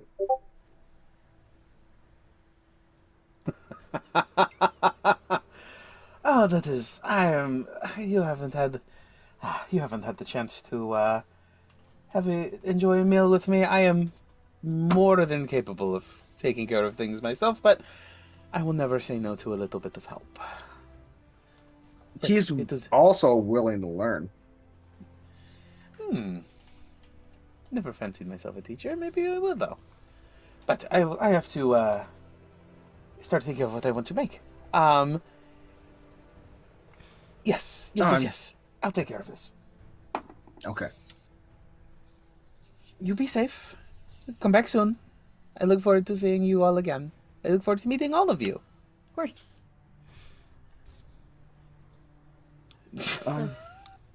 Like give them the hugs. And then quickly usher Ivor out of the house. And if he is too slow, I whisper hastily to him, "They're letting us go. We leave now. Go." That's a message. Yeah. Others will never leave. No, Like, no if you Marissa's don't parents drag are like me... the epitome of like Midwestern parents, but in Barovia, like it's get, go. Listen, they never give us an out. Let's go. All right. Like, So yes. Yeah, This is master class on how to appease a parent. Yeah. Ivor and Cesar are like at the doorway, and it's like we're talking to the parents, and then we just get yoinked out of the Let's go. Yep. All right. So yes, checking in on everybody. Everybody's doing okay. And you guys are able to reconvene back at the apartment? Question mark. Yeah. Yeah. we could find an Employment. apartment. Yeah. Oh, Right. what is that? Like 20 minutes away? Walking? Oh yeah, not at most. It is more crowded here than normal. There are now 2 towns worth of people living inside this one. 3 towns worth of people living inside this one city. And there's a significant guard presence as well, out and about, moving around. How do they react to my lion? They are used to it. They know you well. Oh, Strangers in shit. the city. Yeah. Oh, Even the people- Barovians? The No, Barovians? the people. There's a fair amount of people who don't know what to. They like freeze and just let him pass. And like they're like the blood drains from their face, or like what is going on here. But there's a number of people who know what to expect.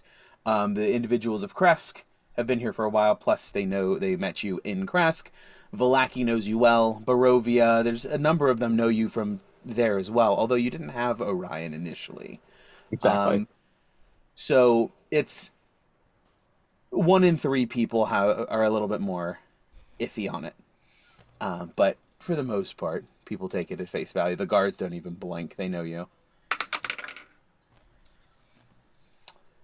And yeah, back at the apartment, Gertruda is just sort of lounging on the bed.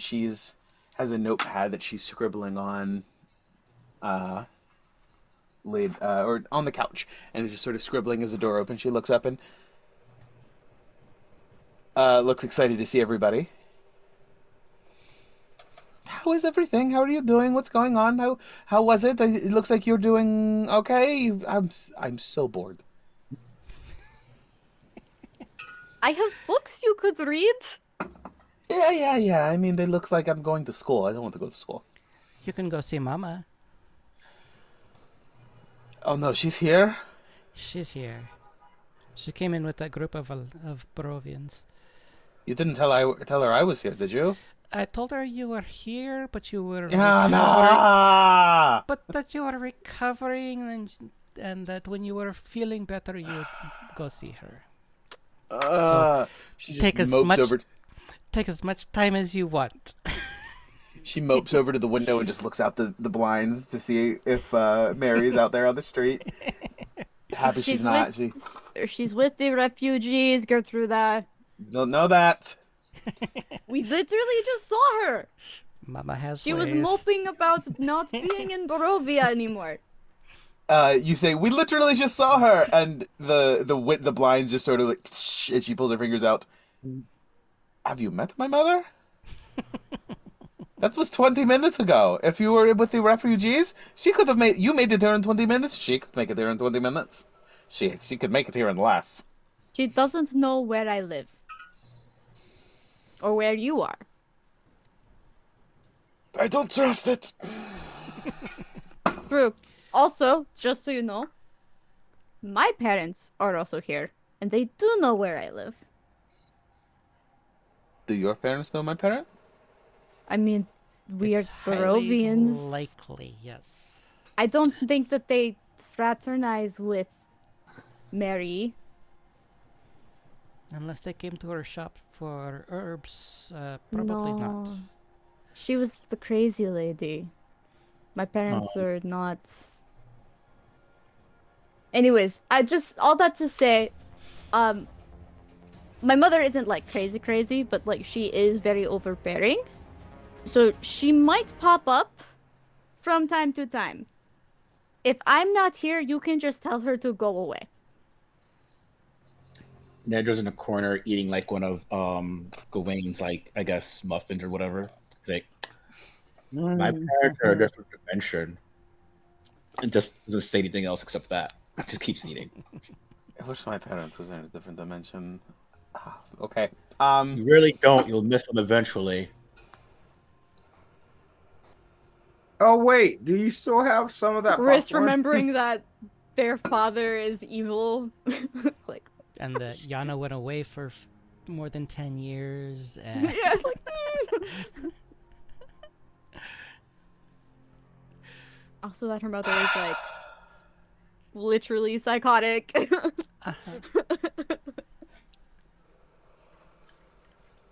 She can't bring herself to disagree with you, but she wants to. But yes, the evening wears on. Unless there was anything specific you guys wanted to do. I will use a 4th level spell slot to send to Ludmilla just to let her know that we have arrived in Barovia, or sorry, we have arrived in Vallaki, and she can, if she can stop by at any point throughout the night, she is welcome to.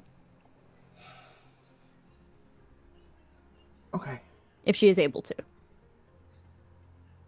I'll see what I can do. It may not be until the morning, but if I can swing it, I'll drop by. Okay.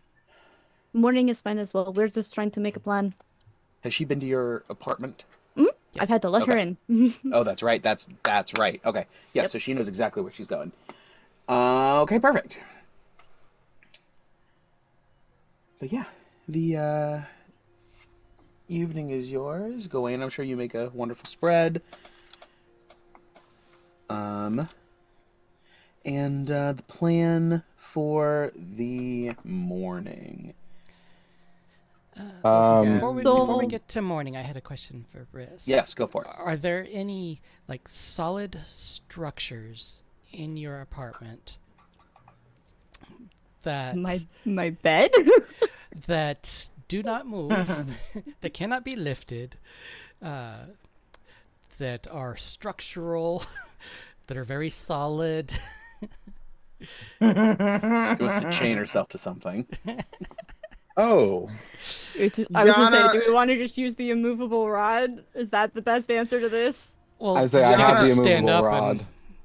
and she could just stand up and take that off. So Yana, am Well, I not gonna if have you, to like- repair something You after can pin it this? somewhere. So what if you do it like it's like I a don't know if I can describe like a this, but like support if you beam or use the something. bedpost, but like you put the chains like around like a piece of the bedpost, right? Because it's got like a because I'm imagining it's like slats, right? There's like a top part and there's bars like for the headboard. So you put the chains around one of them, and then you stick the immovable rod in the middle of them. Oh, I think I know what you're saying. yeah. Yeah. So she can't just pull it off because the bed is in the way.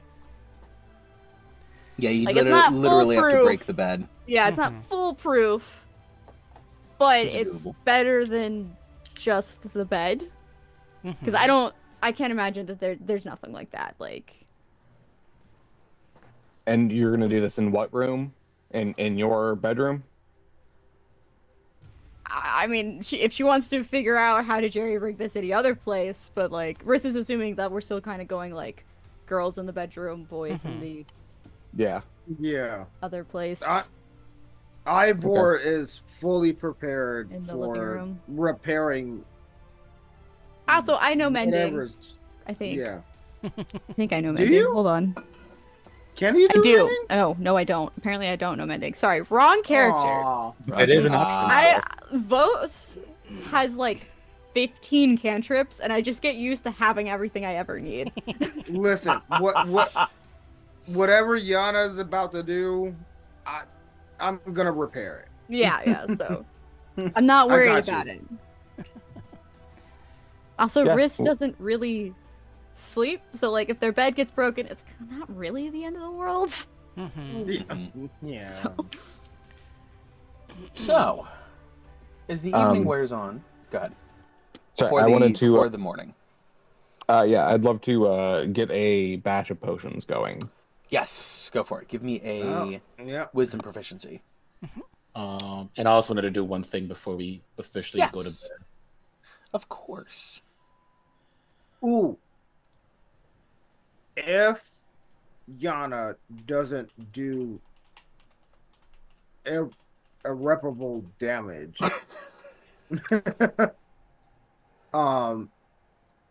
can I make acid? How long does that take? Did we Oh, give a you can time just- frame yet? You can just do that as an action because of the Yeah. jug, the alchemy jug. Oh, then yeah, absolutely. You can make a couple of Mhm. vials of that. Easy enough to find for a few I silver. think I think it's two. I think I Two can do vials. two. Yeah, two Mhm. vials. Yeah, a couple of silver, so nothing you need to worry about. And you can absolutely 2 vials of acid. Oh, flashbang. Here, I'm I gonna- will give you. I'll give you 2 vials. Oh, perfect, perfect, even better. And I'd like to try using my alchemist supplies to create some alchemist fire. This can't go poorly at all. I've done it before. this what could I've done what this? could go wrong? I've wittily done this before. It's wittily fine. Give me a tools check. All right. This would be you've done it before. This would be dexterity. Dex. So that's a 19. Nice, easily. We'll say roll a d4. 2. 2 vials. Alchemist fire. Got it. That was a 25 from me, DM. 25. Yep, you get another 2 by 2, another 4 started. Okay. Of potions, 2 alchemist fire, and 2 vials of acid. Ned, what did you have that you wanted to do this evening? Ivor, remember you mentioning your dagger moving? Oh. I don't know if it moved. Well, you mentioned something weird about it, is the You point I'm s- trying to make. Yeah, you said it was in a different place this morning. It was like slightly out of the scabbard before we Yes. left. Because when it was on my hip, like on my leg, it was unclasped and it was canted. Mm-hmm. But Oh.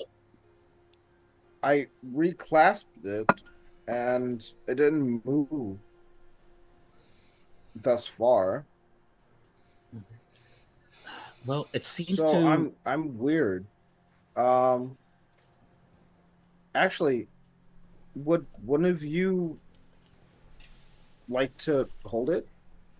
No, I'm trying to do something.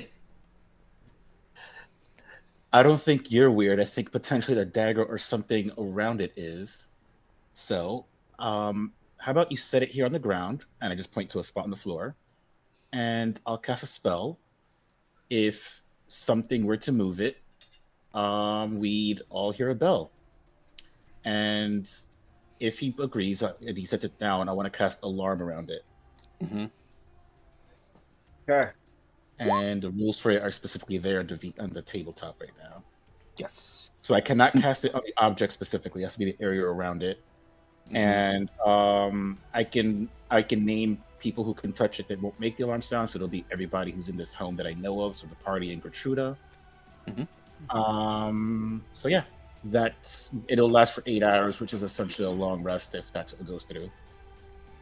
Yeah, absolutely. All right. Nedro, Mm-hmm. I have a question. Do you have the capabilities to cast Dispel Magic today? I do. Well, I've been thinking about it. This motions to the actually he'll Iron Man the armor off. Just kind of set it down in front of him. I've been thinking about it, and there's more to this armor. There's something that what's his name? I always forget. Miguel? Miguel. Yeah, there's something that Miguel understood about this armor, like on a more fundamental level, and I think there's just more to it. And I worry that there might be some enchantments on it that I'm not aware of. I know we've identified it, but I just keep getting this nagging feeling that there's something more to it that I'm not understanding.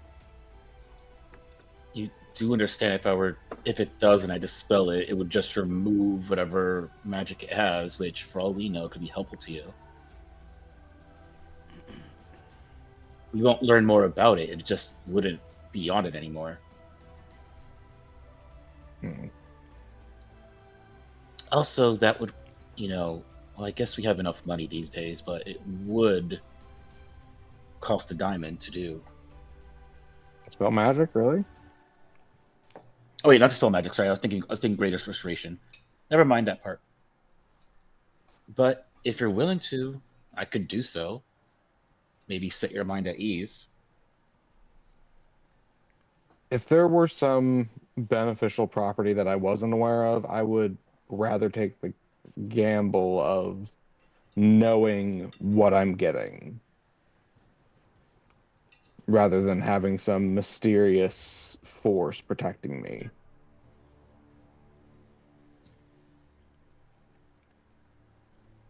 I mean, have you actually felt like you've been in danger so far with this? It's I don't know, it's not necessarily danger, it's just a worry and an anxiety if a little bit. All right, well, give me the word. I'll cast a spell. Gawain will go ahead, just take a step back. Shield up in front of Nedro just in case. I mean, I'm not going to dispel you from existence. I don't think you're magic. Well, not entirely. Oh. Ivor will just casually walk up behind Gawain and just go, it's probably not anxiety. That's partial. I think the word that you're looking for is paranoia. But we're all here for you. And Wait.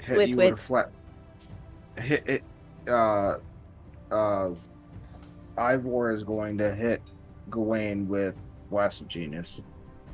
I don't think I'm doing anything. That'd be a Nedro thing. No, yeah. Gawain isn't doing anything, and that's a reaction that you take when somebody does something. So if he had to roll, for instance. Oh, Nedro's the one doing stuff. Okay. Potentially.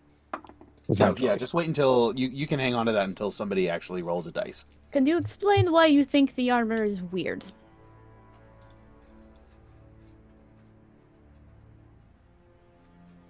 Because Who are you asking? it's been normal. Go in. It's been normal since I've met you all. Let's not dismiss this as paranoia. He might actually have something like. I know we joke that Gawain isn't like the smartest, but he does have good thought processes. Good thought processes. I've actually said on several occasions he's very, very, very smart. I don't know where we get the dumb thing from in the first place. I've heard him speak. Mm-hmm.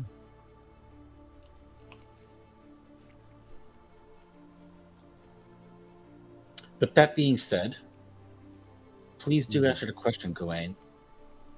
Sorry, this is me just trying to find shit in my notes. Gawain mentally thumbs back through his mind palace of, this is, what did I learn today? What did I learn yesterday? How about the day before that? No, I can't find it. I believe where it was left for Gawain was... You don't have a mind for machines, but it... The mechanical logic didn't quite... It felt like there was something that you were missing. You couldn't follow the line of like, this does this, does this, does this. It felt like there was more to your armor as you examined it and spent time with it. There's like more to it than you realize. And you're not quite sure exactly what's going on. Oh, could I not have given him the help action? Well, This was past. This was what Yeah. Gawain knows up to this point. Yeah, through meditation and other things.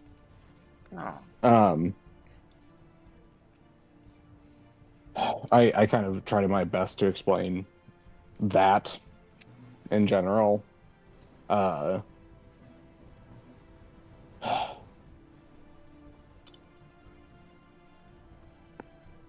It just seems logical, or at least I think it is, that Strahd would put some traps on the armor so that exactly this couldn't happen.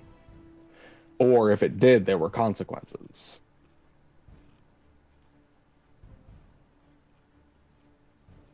So, I just...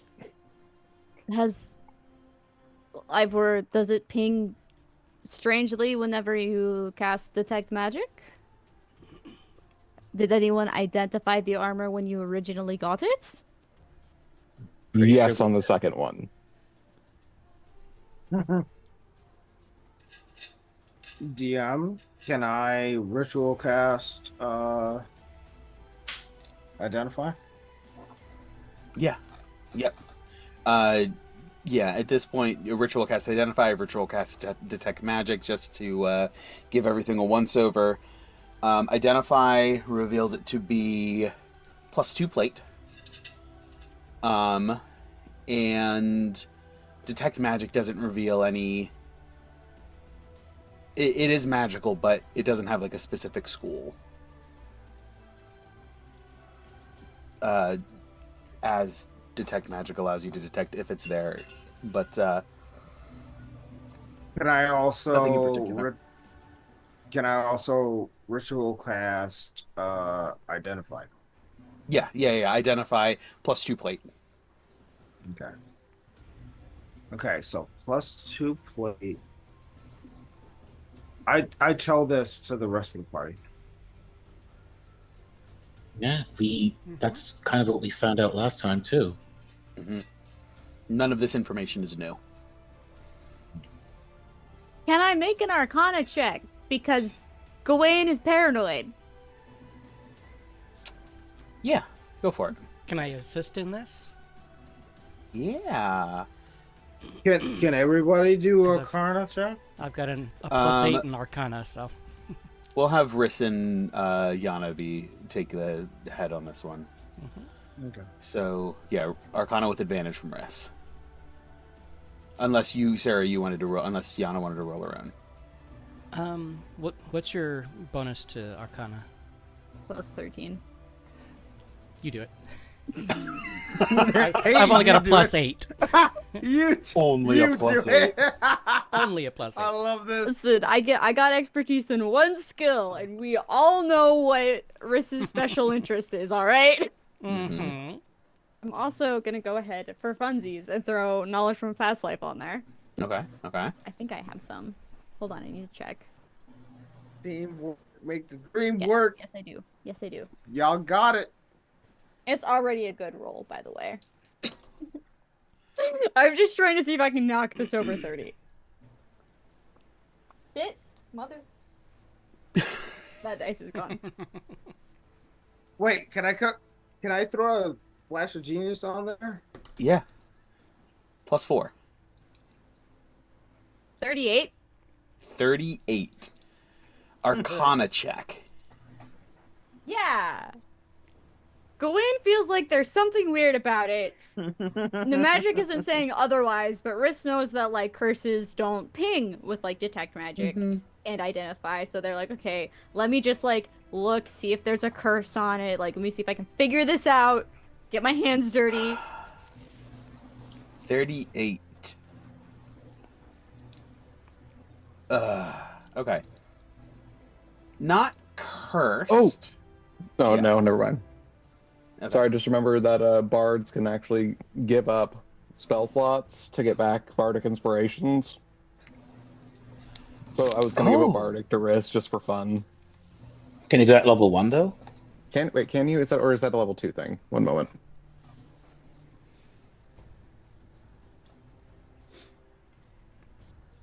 Dice Trying is to like read this as actually quickly as gone. Hold on. possible. Try to find it. Bard class features. No! Did your dice run away? Yeah, it rolled off the table. And onto the floor. Never mind. That's a level 5 feature. Disregard And me. then my poor die. And Found My it. poor- while Riss is Good. doing that, Yeah. I would like to see They've if I done a can better roll- job of not giving you so much level 1 for class dips, which I appreciate. Yep. So while Riss is doing that, I want to see if I can roll a history check using Grim Psychometry. Yes. Ooh. Yes. Okay. Ooh. Okay. Okay. Okay. So I'll let Riss go first. Okay. Yeah. Go ahead and roll that though. Mhm. For sure. So 38 Arcana. The luck. You looking over this agree.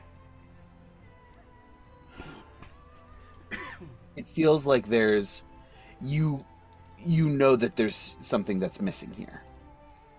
It's something in the structure, something in the way it's enchanted, where you can see like runes that are carved into the filigree. There's more to this than meets the eye and than Gawain is utilizing. But all signs point to face value. So there's something going on. It's either primed and capable of accepting significantly more enchantment, or there's something hiding under the surface and lurking and just sort of like hanging back in the wings, and it's not presented itself for some reason, whether it's latent abilities that haven't been unlocked, whether it's some sort of attunement he hasn't achieved, or if it's something more nefarious. It's unclear. Okay. I explained this to the party. Grim Psychometry. 32. 32. Okay. That's including my You- D12. Including your D12. Okay. Good to know. You lay a hand on the armor, and a static shock gets you in that moment, just like zaps you a little bit, and you're reminded Miguel and Alejandro both manifested some sort of lightning. So fucking funny. Yes, like his shit is so funny. That was very loud. It was. Oh, is that oh you I don't know who it is. No, it was on Ivor's. my roommate is also playing D&D right now. Oh, that's no, great. that wasn't And me. my dog has demanded all the doors be open. So, So, 32 Grim Psychometry, Spark Zaps. They were able to harness some sort of lightning. There's been no sign of that here with Gawain.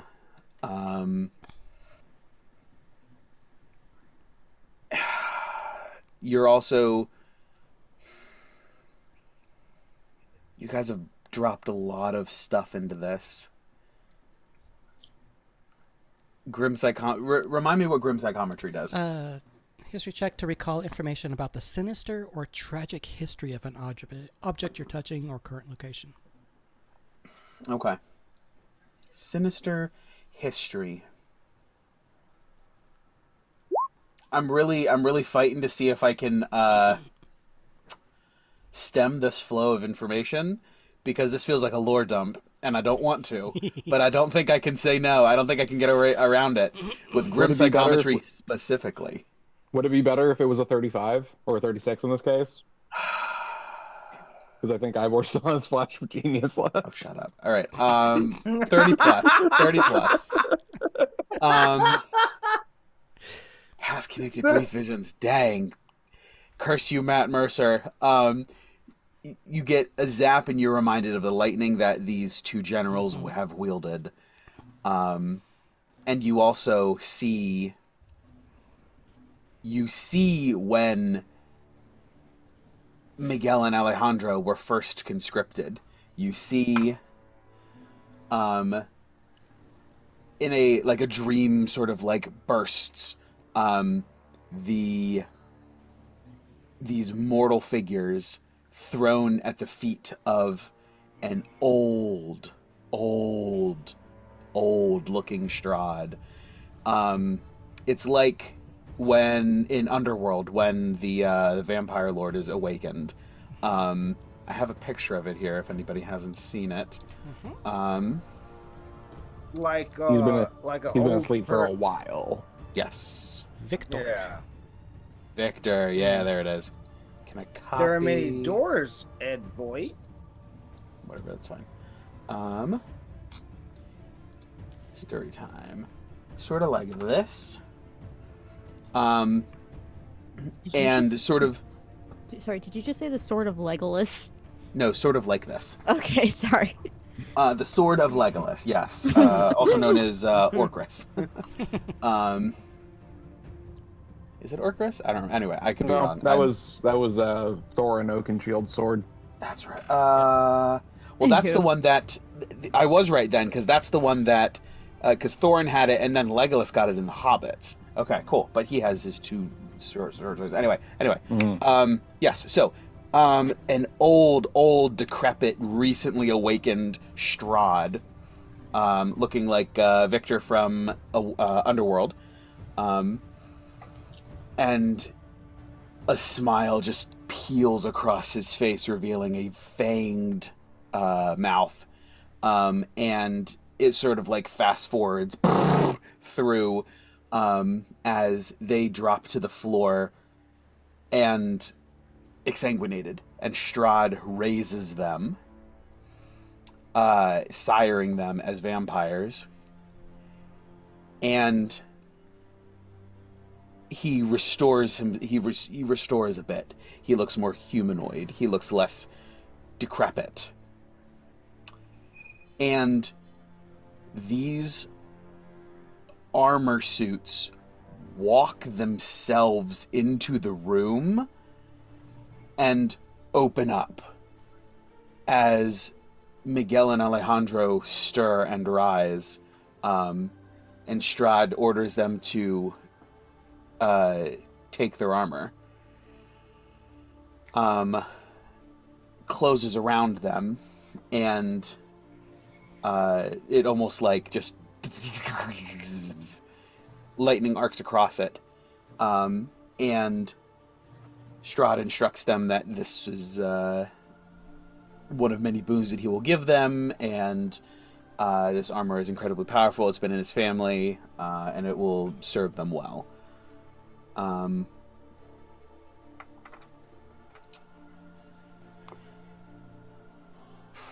Sinister history.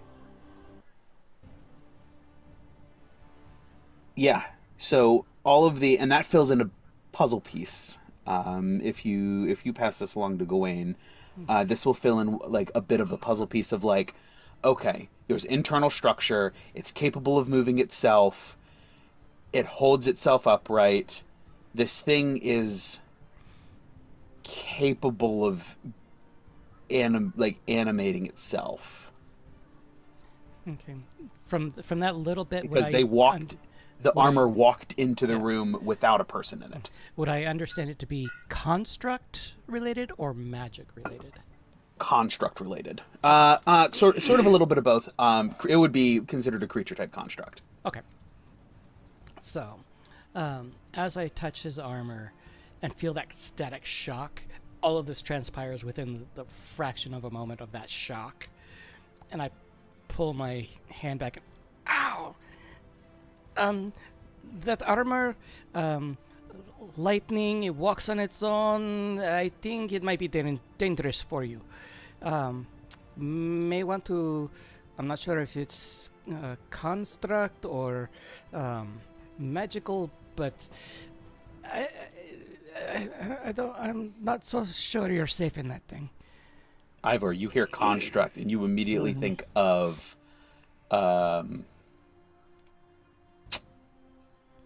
who's with Vasilka? Unit. You immediately think of Unit, the animated armor. Unit is with us? No, with Vasilka, but when Yana mentions animated, you're like, wait a minute. You think of Unit, animated armor, is this something similar? Can Cesar give investigation with advantage? What for? Because I want advantage because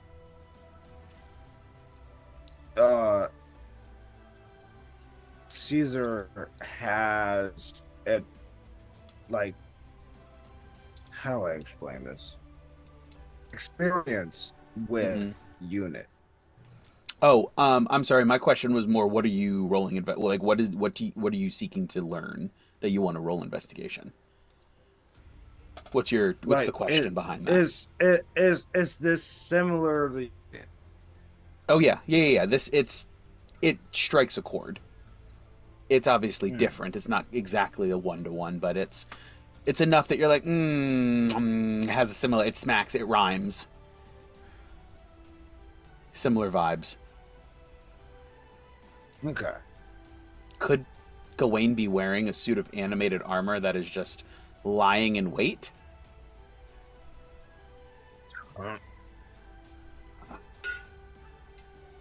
That could be true. Ivor hasn't identified. No, I have. Mm-hmm. Twice now. Haven't I? Mm-hmm. Yep. Several You just times. you just did it now. Mm-hmm. Yeah. Okay, so, like, DM, can you, like, drop a visual in chat? For the armor? Mm-hmm. It's I don't have anything specific now. It's just red and gold, very fancy, and it's like a medieval Iron Man. There you go. There, that works too. The way that it can open and shut itself. Yeah, the white part is something Gawain wears over it. Mm-hmm. Yeah.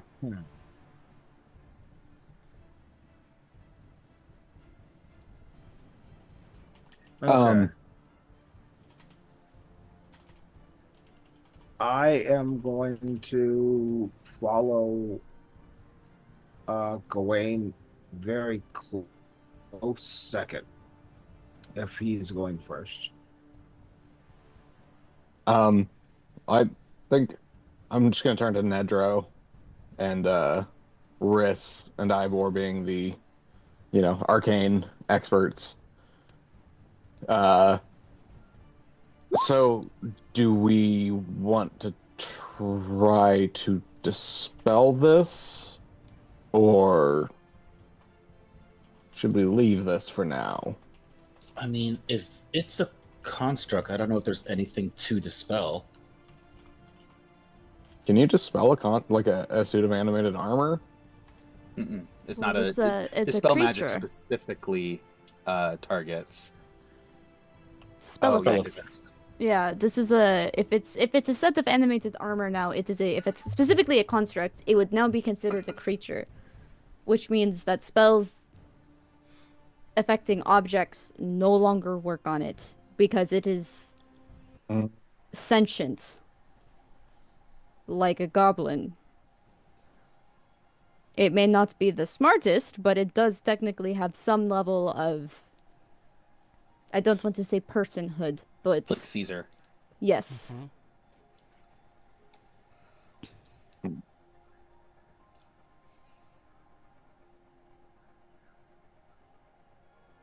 Okay.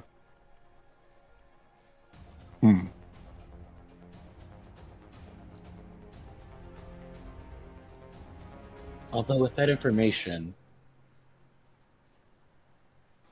I don't know about wearing the armor generally speaking, but perhaps in front of Strahd, he probably has a card up his sleeve while you're wearing it that Also, he hasn't utilized yet. if it is a piece of animated armor, it can hear us. Well, it's been hearing us this entire time. I don't know what the difference is this very second. Say, is it doing anything different? Mm-mm. It's still just being worn. My point being, I thought you took it off. it's probably he did take it something off. that its ability to be animated could probably be tied directly to something Strahd would need to do. Meaning that if he could have done so at any time that we've been faced with him, and probably chose not to. That doesn't mean he won't the next time we see him. Just a thought. The armor is great, but if we confront Strahd or Strahda, perhaps a different set?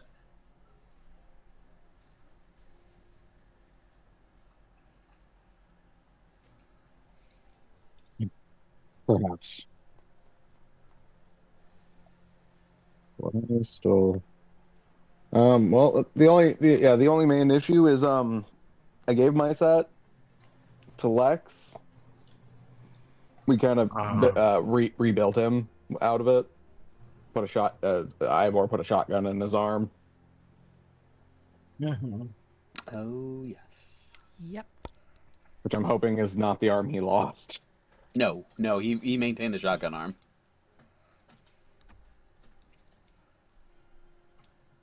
So I don't really have any other armor. It's not like we don't know an armorer in town. I don't know if they have. He hasn't had plate armor before, and I don't think he'll have the time to construct it before. Even if he worked through the night, I just don't think he could do it. Oh, two things about that. One, we're pretty loaded. You give someone enough money, they'll work hard. Two, we're not fighting Strahd right now, nor are we tomorrow.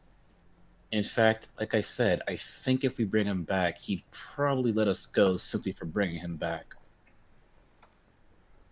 We just need you to have different armor for when we actually do want to face him. Maybe you commission it now, and we don't fight Strahd until you get it.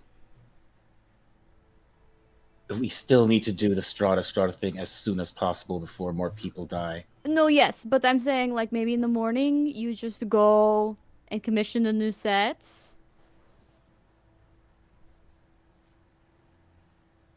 I was implying so.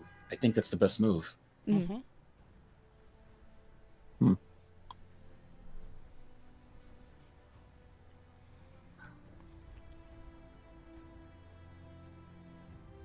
Anyway, I'm gonna cast alarm on the space around this dagger, and unless you need anything else, I'm gonna go to bed. Where do you do that? Who are you planning on, DM, did you ever come up with that role? Oh, We got distracted. he did get distracted. I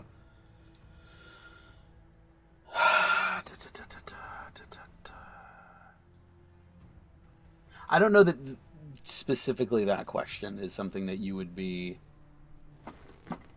There's too many unknowns at this point to really nail anything down. Okay, never mind then. Nedro, what level is Alarm? It's a first level spell. And I can also cast ritually, but I have the first level spell slots to throw out, so I will. Okay. So you have Alarm up. Cesar has more he can Sentry just- mode, yeah. Yep, sensory mode. Okay, so we cannot be surprised at all.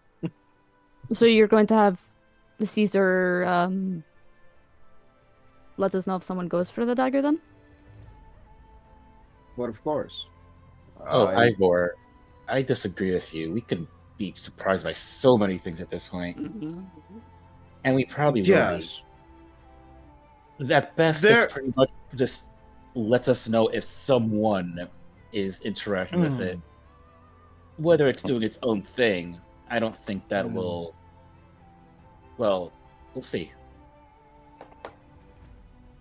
And remind me what your trigger is for Alarm, Ned. Not simply if anything approaches the spot, tries to move it, or anything like that, and it will trigger on everybody in the house, except It won't trigger for anybody who like is like here in Rich's apartment that we're aware of. Sounds good. DM. Yes. I have a question. Gawain has a question. What, like, theoretically, if it is animated, and I were to wear it, and it were to activate, what is like the worst case scenario? Like, what do we think would happen? Would it like completely control my movements, and I would just be completely like puppeted, or would there be like some fighting it, or? You would probably be able to fight it at least a little bit. Okay.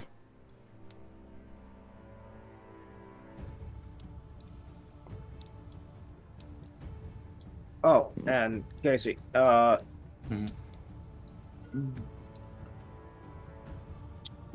when it comes to like the alarm and warning,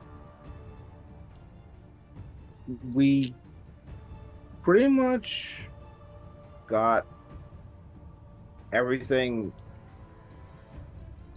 locked down. What could go down? That's up to the DM. I cannot answer that question. You and I are just setting as many possible safeguards as we can for whatever bullshit he's pulling off. Okay. Me? I would never do such a thing. No, I cast bullshit in the battleground. You cast it in the story. It's fine. That's true. That's true. All right. So, you guys set up alarm. You set Cesar on guard duty, and everyone's headed to bed. I would Finally, like. yes. Oh, do we want to do a chapter? Do we want to do another No. chapter? It probably did not be a good idea. Okay. Chapter. Just to say, it's what we've done it for the last like 2 nights. I wasn't sure how quickly we wanted to get to the book, and Yeah. But Yana's yes, still no, we don't have recovering to. from the first one. Sounds good. Yeah. All right. Cool. So, before you guys hit long rest, don't do it. Let's take a quick break. It is a little after 10:30 my time, so let's just do 10 minutes. So 45 or 46, something like that. Refresh, reset, and get back to it. Don't go anywhere. We'll be back in about 10 minutes. Don't touch that dial. Touch that dial.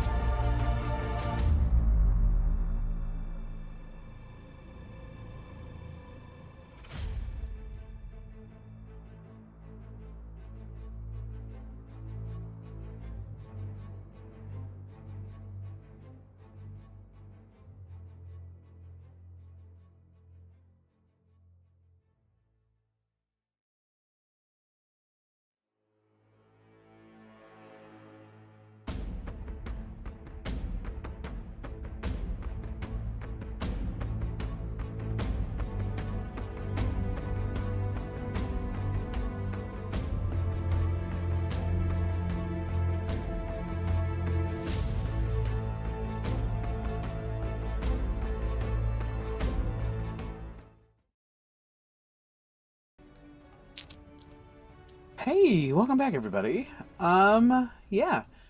So, just to recap what's gone on so far, the party made it back from the Druid Hill back into Vallaki, finding out that there's a couple of bodies being buried on the way outside of town, as well as Barovia. The town has been evacuated to Vallaki, so things move apace. More pressing, luckily everyone's family who was in Barovia was successfully evacuated. And just puts even more pressure on let's get Strahd dealt with. This land cannot survive very much longer. So, as everyone sort of settles in, we did a little bit more investigation about Gawain's armor, finding out that it is animated in some way, potentially its own creature that is just sort of tagging along with Gawain for the ride. Maybe a plant from Strahd, maybe who can say what's exactly is going on. Does it look like a tree? It doesn't look like a tree. You were exactly right. It's a fern. As you guys also placed an alarm around the dagger that keeps twitching. And Ivor noticing different things, that something's up with it. Laying it on the table, casting alarm around it, with the notable exception being all individuals known in the apartment. And Cesar on sentry. As you guys settle in for the evening, it's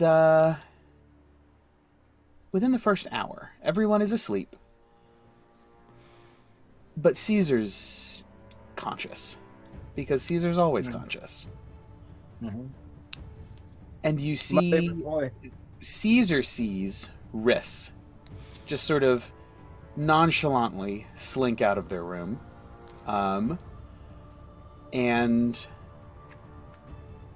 look around and see the dagger on the table. And pause. Riss, give me the appropriate Nope. The appropriate intelligence. Just flat intelligence. Okay.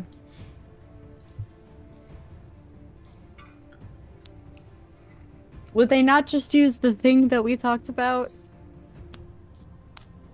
Okay. I rolled good, but Rolled, I feel but like this would be one of that's the a things fair. they This just... is one of those. Yeah. No, I need to know. Okay. Yeah. Wrist just sort of shiver goes down their spine. Close their eyes, take a deep breath. Give me a stealth check, Riss. Of course. Just to see how disruptive you are or aren't. They're not. Do you want me to say it, or do you want me to Yeah, message give you a total. 31. You don't have to message. 31, yeah, no. Caesar's the only one who notices because there's direct line of sight, and he can see in this circumstance. Everybody else is asleep and like a rock. Riss sort of like takes a moment and shiver goes down their spine. They look at Cesar. What's Cesar doing? Caesar walks up and he just goes, not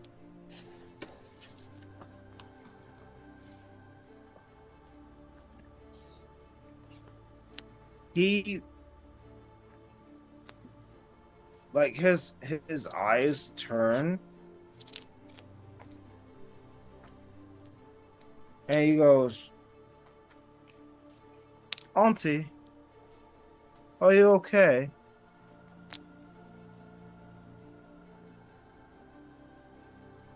Of course. Just go back to bed. It's fine. Do you not need any help? No, everything is fine. And he tilts his head.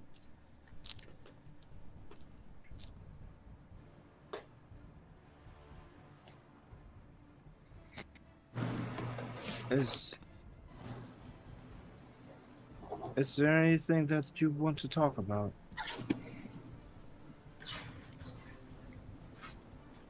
No. No, everything is fine. Like I said, just go back to sleep, Caesar.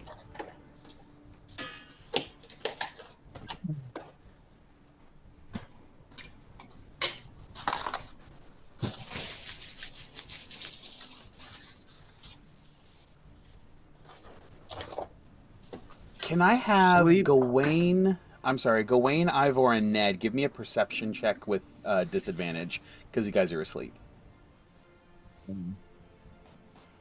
Yeah. What did you say?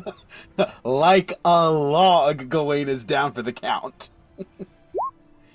Perception at disadvantage, please. I got a 5, so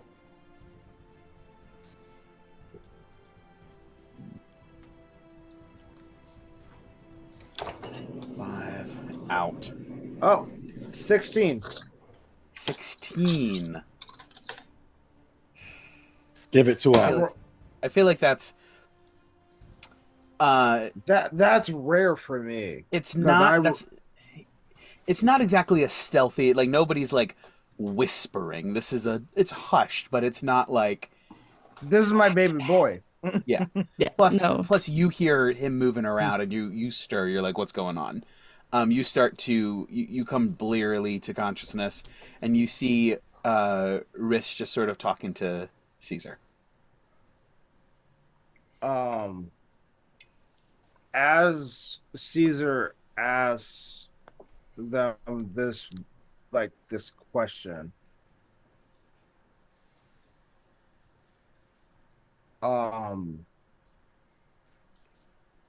Ivor comes out and just I knew it. asks,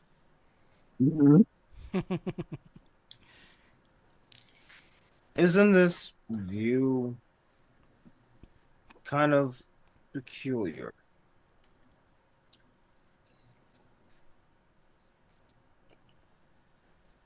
It's quite immaculate, isn't it? You say that? Mm-hmm. Sorry, I was trying to make him go back to bed. I didn't want to wake anyone. That's fine. I say in a whisper. It's not your fault. Let's just enjoy the dawn. It's not quite that late. It's like 12:30, maybe. Oh, well, oh. Yeah, it's within the first hour. Gawain's just a little Okay. guy. He's just a little guy. I'm just a little guy. Amazing. I'm a very big man. He's a very big man. Amazing. Okay. But yeah. Yeah, okay. So it's 12 at night. Mm-hmm.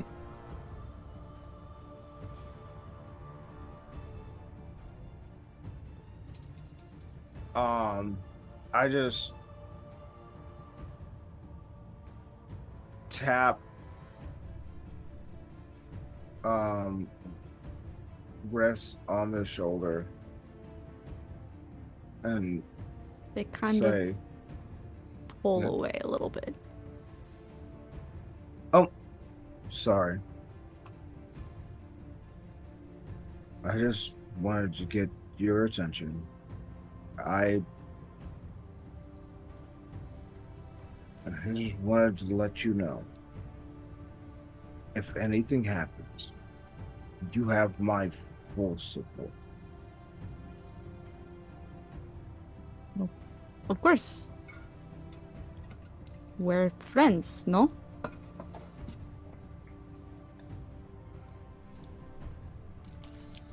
Well, I would say forever and for always.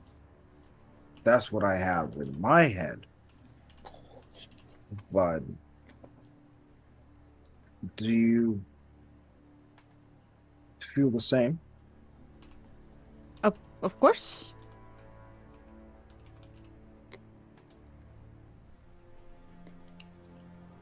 Very I well. mean, we are. After all we've been through, it would make sense that we consider each other friends, no? Nothing could break that bond.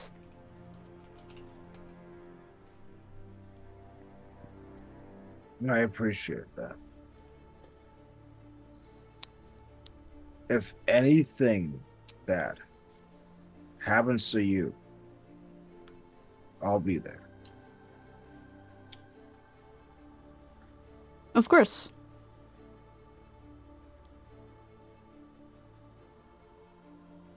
And I would do the same for you.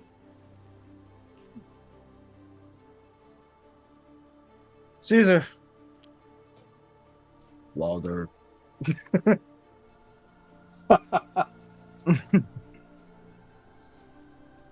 you Come guys head back to bed? Yeah. Okay. Caesar returns to his... settles back into sentry mode. And you head back to bed. Riss, you stand there.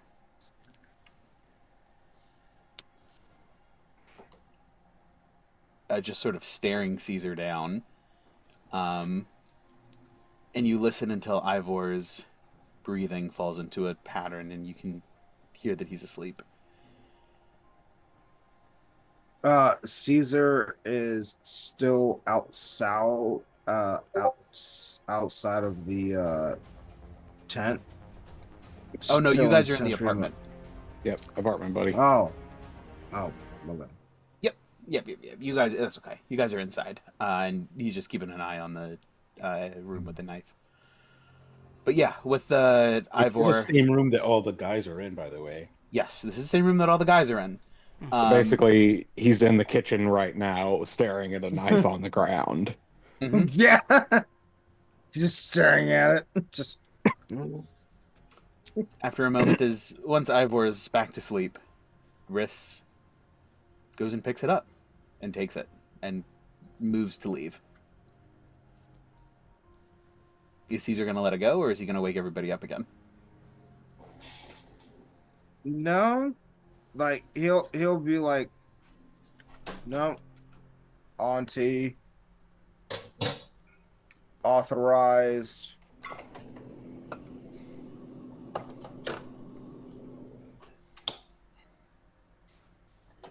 Hey, give a little thumbs up. Riss, he gives you a thumbs up. Oh, that makes me so happy. They just give a thumbs up back and leave. Do you give like finger guns? No, just they just are like, okay, just cool. Go back to sleep, little robot. Returning within a few hours. It's not terribly long that Riss is out, and places the knife more or less where it was, and heads back. Caesar's aware of all of this, but has given Auntie Riss authorization. Be right back. Auntie Riss. Not a worry. So, with morning coming, everybody wakes up. Long rest. Go ahead and click that good old button. And you guys are set. Yay. I see Ludmilla wasn't able to make it, unfortunately.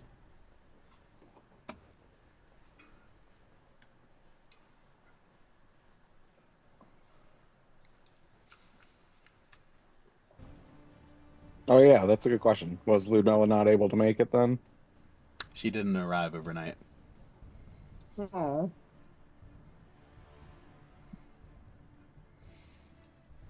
So no Ludmilla. What I miss? You all good? No, no Ludmilla. Basically, as everyone's getting up, Okay. just confirming. But yeah, the day is yours. What direction is the knife pointing? Give me a perception check. Everybody? No, just you. We can long rest now, right? Yes, yes. I'm sorry, you were up and out. Long rest. Sorry, my dog was like, I need to go out. And then I went out there and she was like, actually, I just wanted to lay on the couch. Mm-hmm. So she got shut out of the room. Girl, get out of here. Silly puppy. I nick myself for the record. Paper cut, ooh, baby, baby, baby, paper cut. We can't get sued for that, right? That's an original creation. The song. But I got a 19. 19. It's not pointing north, but it is. You were very specific in how you lined it up, with like a pattern on the floor, just so that you would notice if it was off, and it is off. It's out of alignment.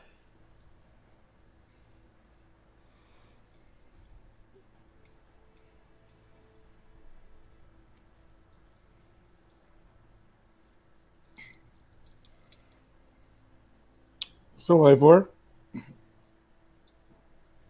is the dagger the way you left it? Ooh. Oh. Good morning. Morning. How are you? I mean, the dagger should be I- fine because the alarm didn't go off, right? Not necessarily. I mean, I already gave the option of if it moves on its own, the alarm wouldn't work. I guess that's fair. Is the dagger really... Or, Yeah, I of course, guess. if any of us moved it too, but that would be dumb. So, I don't know.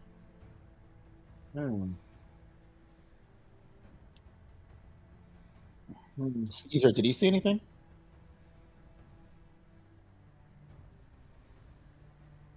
He clambers out and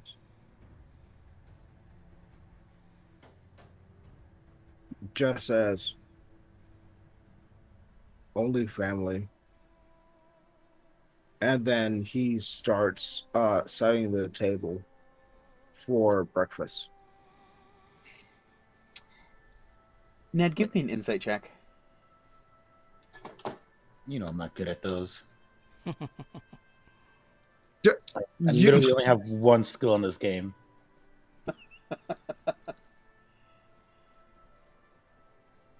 Yeah, I got a 4, dude. Oh, but I have Okay. inspiration. I'm gonna roll that, re-roll that. Ooh, go for it. Go for it. Let's let this be fucking good for once. Go better. Come on. Really? I technically did roll better, but it's Did a roll 9. better. Yeah. Caesar's a robot. It's only family. Why is he being... He's always cagey. He's always strange. Hard to understand. Oh, Riss was gonna ask her. Riss was gonna be like, "What? Wait, you mean one of us moved it?" I mean, do you want Caesar to roll deception? No. Is he... I mean, is he gonna lie about it? You're playing Caesar No. when you want to play Caesar, so how would he respond to that? Yeah, No, he's whatever. got to tell the truth. Yeah, so what Riss asks was, wait, what does that mean? Was that one of us, or... To Caesar. What was the question again? So wait, what is that? What does only family mean? One of us did something, or did you, like, what did you see? I mean, we're the only ones that Caesar considers family, right? So like, it had to be one of us. Yeah, and the spell wouldn't activate if one of us did so. I kind of made it that way. The only person that I saw was my auntie. And that is. Yana, what did you do? It wasn't me. I was chained to the bed. I was just, Wait, can someone let Yana go? I don't think she should still be chained at this point. Ah. That's so great. Caesar, when you say No, wait. auntie, can you be more specific, please? Eris.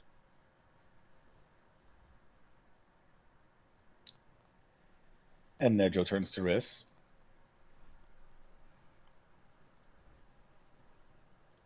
I didn't move it. I don't. Insight check. So I can do it Okay, again. go for it. Can I? Yeah, go for it. Can I join that as well, DM? Yes. Let's see, come on. I know you've rolled 2 nat ones tonight, but I'm gonna trust you. All I right? rolled a 5. I rolled a third nat 1. Oh my god. Oh no! Well beaten. Risk It's rolling really- 20. At least to It's really see. late. It's really late, and Nedro is wearing blue tinted sunglasses inside. Like, what do you expect? Okay, I also rolled on that one, so you know. I'm not persuading anybody. Amazing. You can tell, Gawain, you're out of sorts. You woke up heavy, and you're just sort of like still groggy. Ned, Somehow. Riz can't hide anything from you. No idea what's going on. Wait. Riss has no idea what's going on? Riz has no idea what's going on. No recollection, no memory. Fully honest and genuine. GM, can I roll for Caesar for perception? For what's he trying to perceive?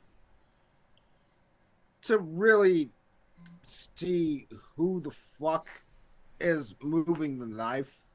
But he knows it was Riss. He was there. Yeah. He Yeah, knows Caesar more than knows that anybody Riz here. picked it up and brought it back. No perception necessary. Can I take a sniff test? Sniff test. Oh. Depends. What are you Oh my. sniffing on? Ooh, yeah. Of the knife? Of the knife, looking for scents that are familiar or any other scents that might be on it. Yes, go for it. Okay, let's see.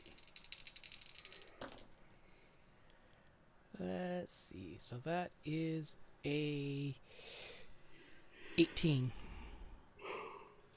18. Smells a little bit like Riss. Smells a little bit like it smells a lot like Ivor. Mm-hmm. Smells a little bit like someone you don't know, and it smells a lot a bit like blood. Like a lot of trace amounts of blood. And it also, you're a connoisseur. You like the gooey bits. Mm-hmm. No. It also smells like eye viscera. Yes, ever so slightly. No, don't smell anything on it. I smell a lot of Ivor, but that's about it. You gotta give me a deception. You gotta give me a deception check. Yeah. This is Right? for sure going to be passive insight. I don't think anyone has any reason to question Yana. Oh.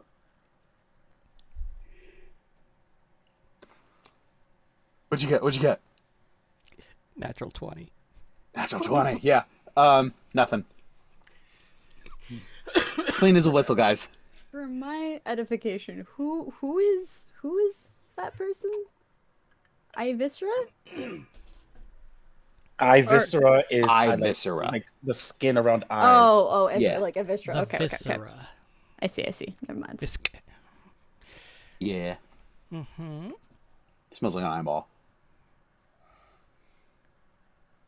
I But yeah. got scared. I thought someone important died. Don't mind me. No, no, no, no. Not that you're aware of. But yeah. Yana sniffs it out. Clean, guys. But Caesar knows. Cesar knows that Riss took the knife. And has said as much. Yeah, he straight up told people, so like it is also at least known amongst the crowd. I don't have any memory of. As far as I'm aware, my night went normally. I mean, I didn't. Occasionally, I'll have times where I don't like the trance. There's no like dreams or anything, but I mean, you don't have any ill intent. no. I'm less concerned about the intent and more about the fact that if indeed Caesar's correct and Spris did move it and they have no recollection, that's not good. I mean, not necessarily the knife touching in general, like who the fuck cares about that, but it's more about missing time is usually not a good thing. Oh, Especially when magic is involved, and considering, and I hope you don't take offense, what Riss is.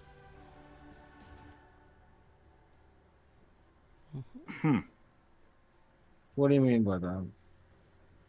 Well, I mean, they're a spirit inhabiting a body. Well, I mean, I guess we all are to an extent, but you know what I mean. I understand that. I'm a special snowflake. I know.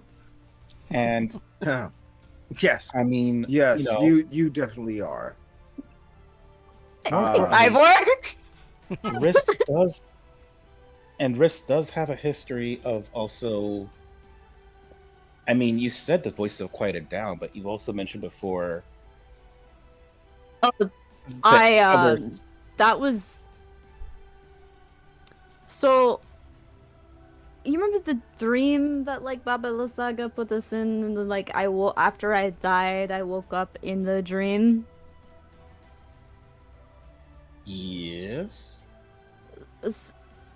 So, the dream didn't supply the voices. I don't know if it was just something with the magic or Baba Lasaga was specifically controlling everything about it and didn't know that I heard the voices, so didn't know to supply them. But once we got out of the dream, they came back. Oh. So you still hear them? Yeah. Are they like you? And I don't mean the physical you.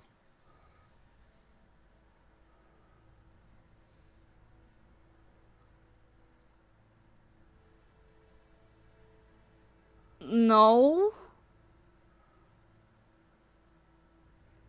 Yeah. Well, My best estimation is that they are so the souls that exist here in this plane are not allowed to leave and go to the outer planes to go on once they have passed, right? I figure they just kind of go and get out and get stuck in this limbo that Barovia supplies for the souls until there's a new body for them to inhabit within Barovia. As far as I can tell, I essentially, for lack of better term, cut the line when I came back to Riss's body, and I can still hear the souls that are trapped in limbo. I think that none of this is. I haven't been able to prove any of it, but that's my best guess. It's what makes the most sense. Otherwise, I died, and now all of a sudden I can hear the voices. I just hear voices. I can't understand them. I just hear them. Can they do more than just speak, though? Or whisper, I suppose? They've never done anything else. I've never been able to understand them. It's just a constant, like, murmur of a cacophony of just muttered voices overlapping each other. Like hundreds of people trying to talk to me at once. Got it.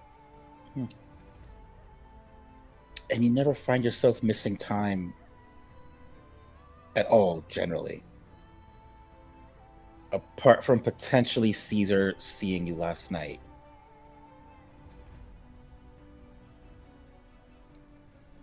DM. What do I need to roll Deception, probably. to That really depends on what actually going on, if it's deception. for Riss to connect the dots on the cause? Flat trying to- intelligence. Flat intelligence. Oh boy. I'm glad you're able to pick up the pieces I put down so easily. Oh, I got you. Truly, they should not put us in a room together. It just doesn't end well for anyone. It's a 17. 17. Yeah, not hard. You have... It's not uncommon for you to not recall your meditation. It doesn't happen all the time, but it's also not unheard of. And now that you're thinking about it, it happens more in town than out of town.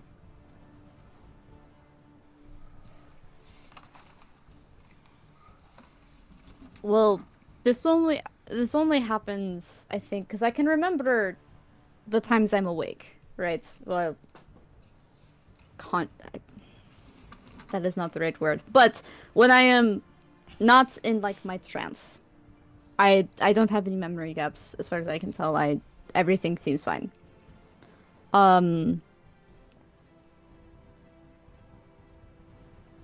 But it's not completely uncommon for me to not remember what I dream about, essentially, what like memories or anything. But lately, it's been happening more often than not when I'm here in town in Vallaki. No, I think that just means next time we sleep in town, I'll just cast alarm around you. Anyway.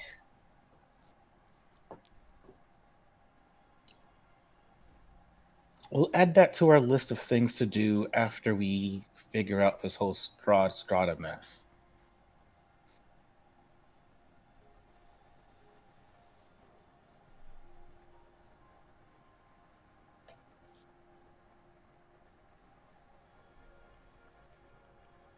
All right. So, as you wrap up your morning and get ready to figure out what's going on with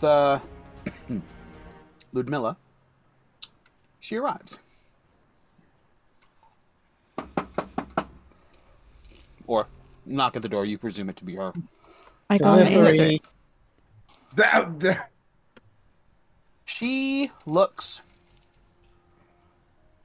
like she didn't get a lick of sleep last night. She doesn't look bad by any means, but it's been a long one for her. You good? Good morning. Hello. Welcome to my abode. Thank you. She steps in.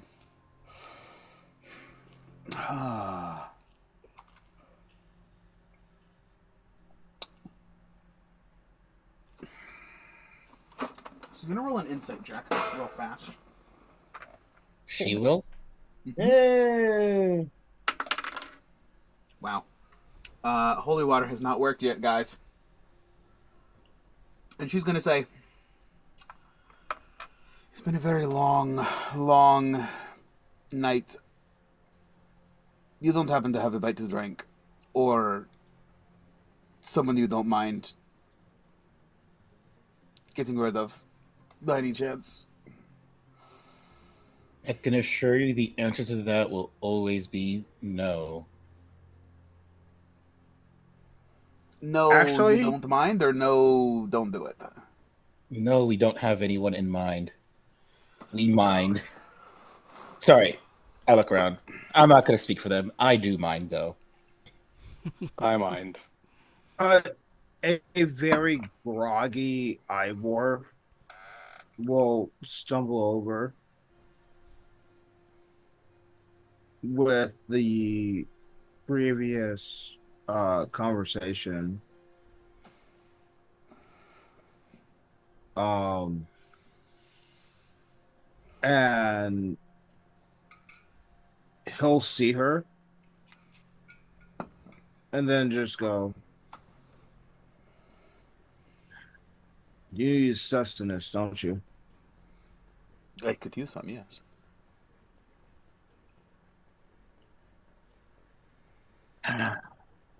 I'll walk up with a sheep liver in my hand. Here's a little nibble for ya. You would offer your food?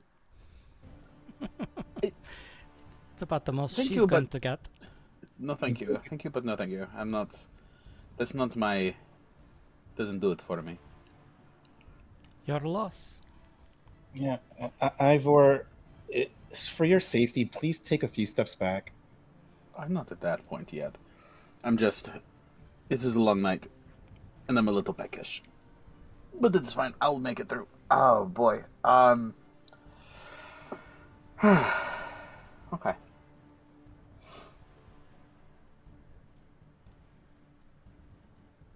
That's a stupid question. I'm not even going to ask. Okay, so you are ready to go to find Lady Strada, yes? Mm-hmm. That is Yes. right. Although, preferably, Yes. we can find a way for her to find us instead. Put it like this. We've had some successes in fights, but we've also had a lot of pretty close calls and failures, and usually it's because we fight on other people's terms. Granted, this whole land is hers/Strahd or whatever the fuck you want to call them. Mm-hmm. But if we can at least bring them somewhere where we're a little bit more prepared, it'll give us at least that much more edge than we would normally have.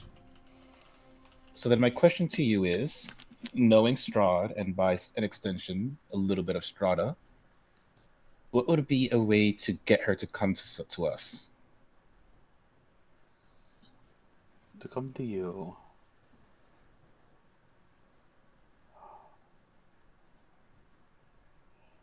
Well, slightly unrelated. I found out where she is. There is a manor off of, where's the manor? Northeast coast or northeast shore of Lake Zarovich. Yes. Just off the northeast shore of Lake Zarovich. I don't know where it came from. I don't know what's going on, but I did see her there.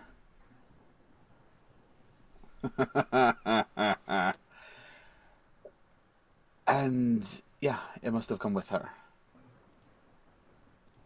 But You mean the manor just appeared? yes, it is nothing that I had seen before. Wow, a mobile home. So fancy. Well, yeah, I mean, well, but if you're going to try to get her to come to you, then changes. It's very different.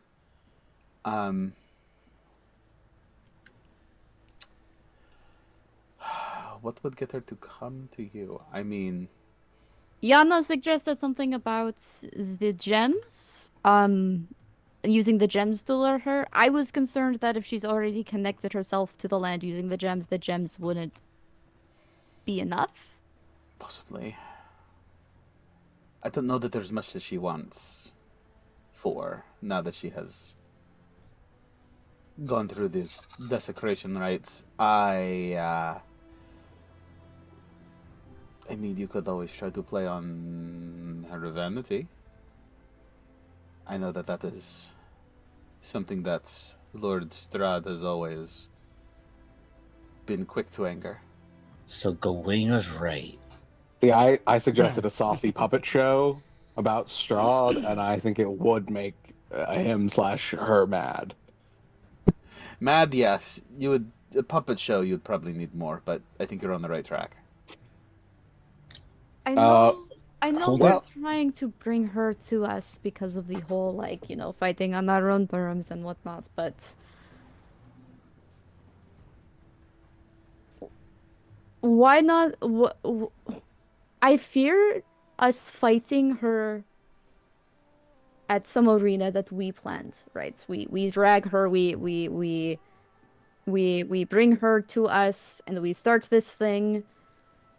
And she realizes what's going on because, let's be real, if she's Strahd, she's not stupid.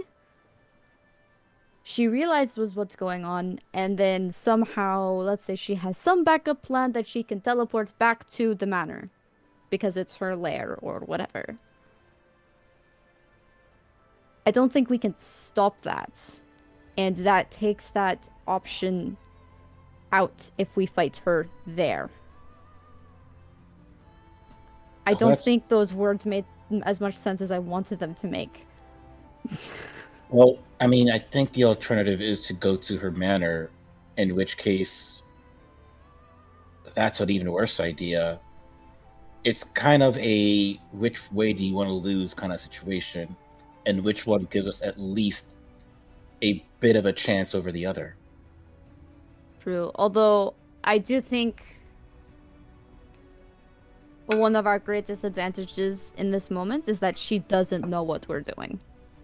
As far as she wouldn't know what we were doing in either situation. No, I'm saying if she comes to us and leaves once she realizes what's going on and we can't stop her from leaving, we've now lost the element of surprise.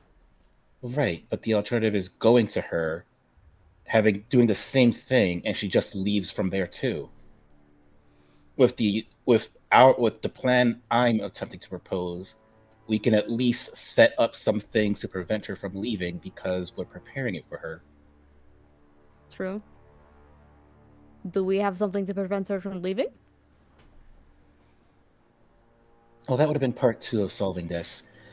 Part one is figuring out if we could do it at all, because if we can't, there's no point in going further to figure out how we can keep her there. Right. As in, if the answer is there's no way to bring her to us, then we don't have to think about how to keep her with us, and we can just go to her. There's an order to my madness at times. You have an order at all?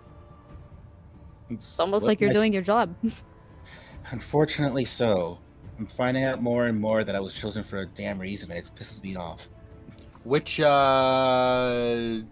resistance did you pick? I haven't yet. Okay.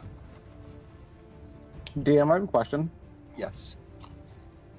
So theoretically, if I were to grapple Strahd, it would reduce her speed to 0, and that would mean even avoiding opportunity attacks, she just couldn't get away.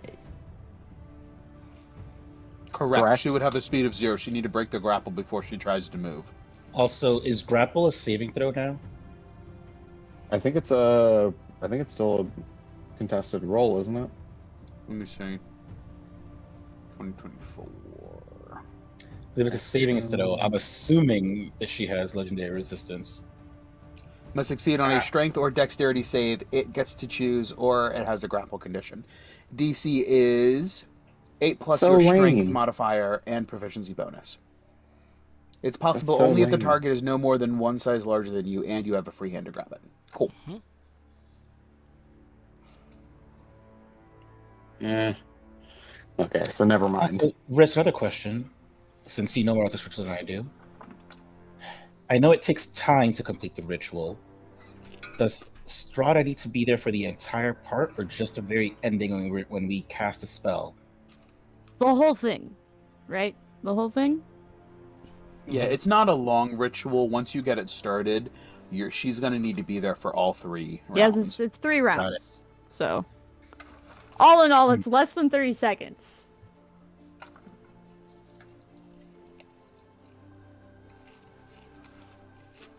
What does your amulet do again, Gawain? The one we just got you?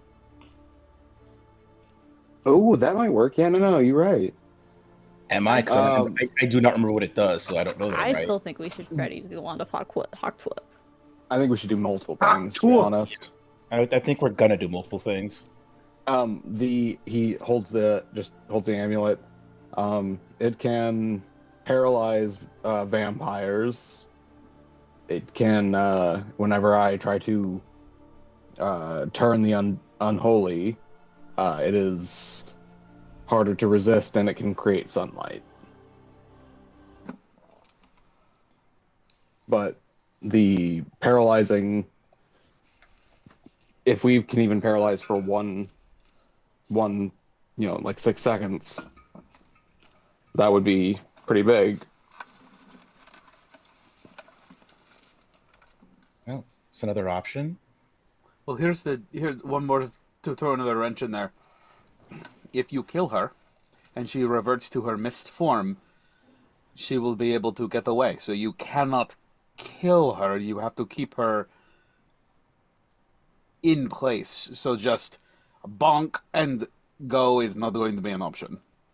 Bonk. Oh, I don't think we were planning on killing her, nor do I think we're capable just yet. Very well. I just want to put it out in the universe.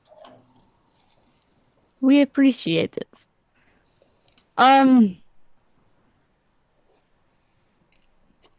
Wait. Sorry. I might have a plan. What do you have in mind? How much would you say? What kind of armor did Strahd wear?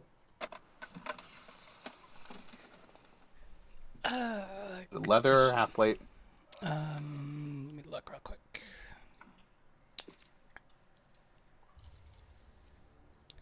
Trying to remember.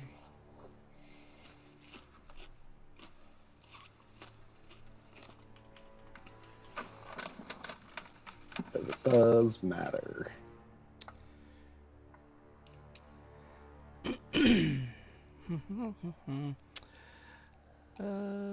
Full plate +1. Okay. So I have Gwen just kind of like flicks his hand, and a little bit of like gravitational anomaly starts, and like it's not actually going to do anything. It's just a minor illusion, but he just kind of does that, and I think I can. And he just, I think I can make someone unable to move if I can get my hand on the breastplate. Because would you say, DM, would you say the breastplate weighs about 10 pounds?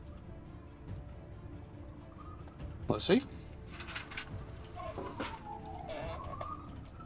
How heavy is a breastplate? Between 6 to 8 generally. What was that? Between 6 to 8.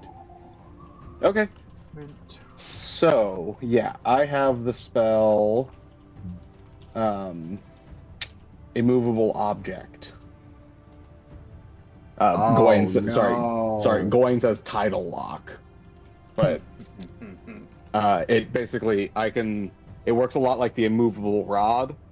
I just have to touch the object first, and it lasts for about an hour. So, if I can get my hands on her breastplate, I can lock it in place, and then she shouldn't be able to get out unless we missed her. Damn, Gawain's trying to touch her breast. Now, just a point of order. I don't know, for mechanical purposes, I don't know that we're gonna end up being able to split that up. It would probably, like, you could probably target her armor, unless it specifically says it cannot be something that's worn or carried. But targeting a piece of her armor feels a little bit in the weeds.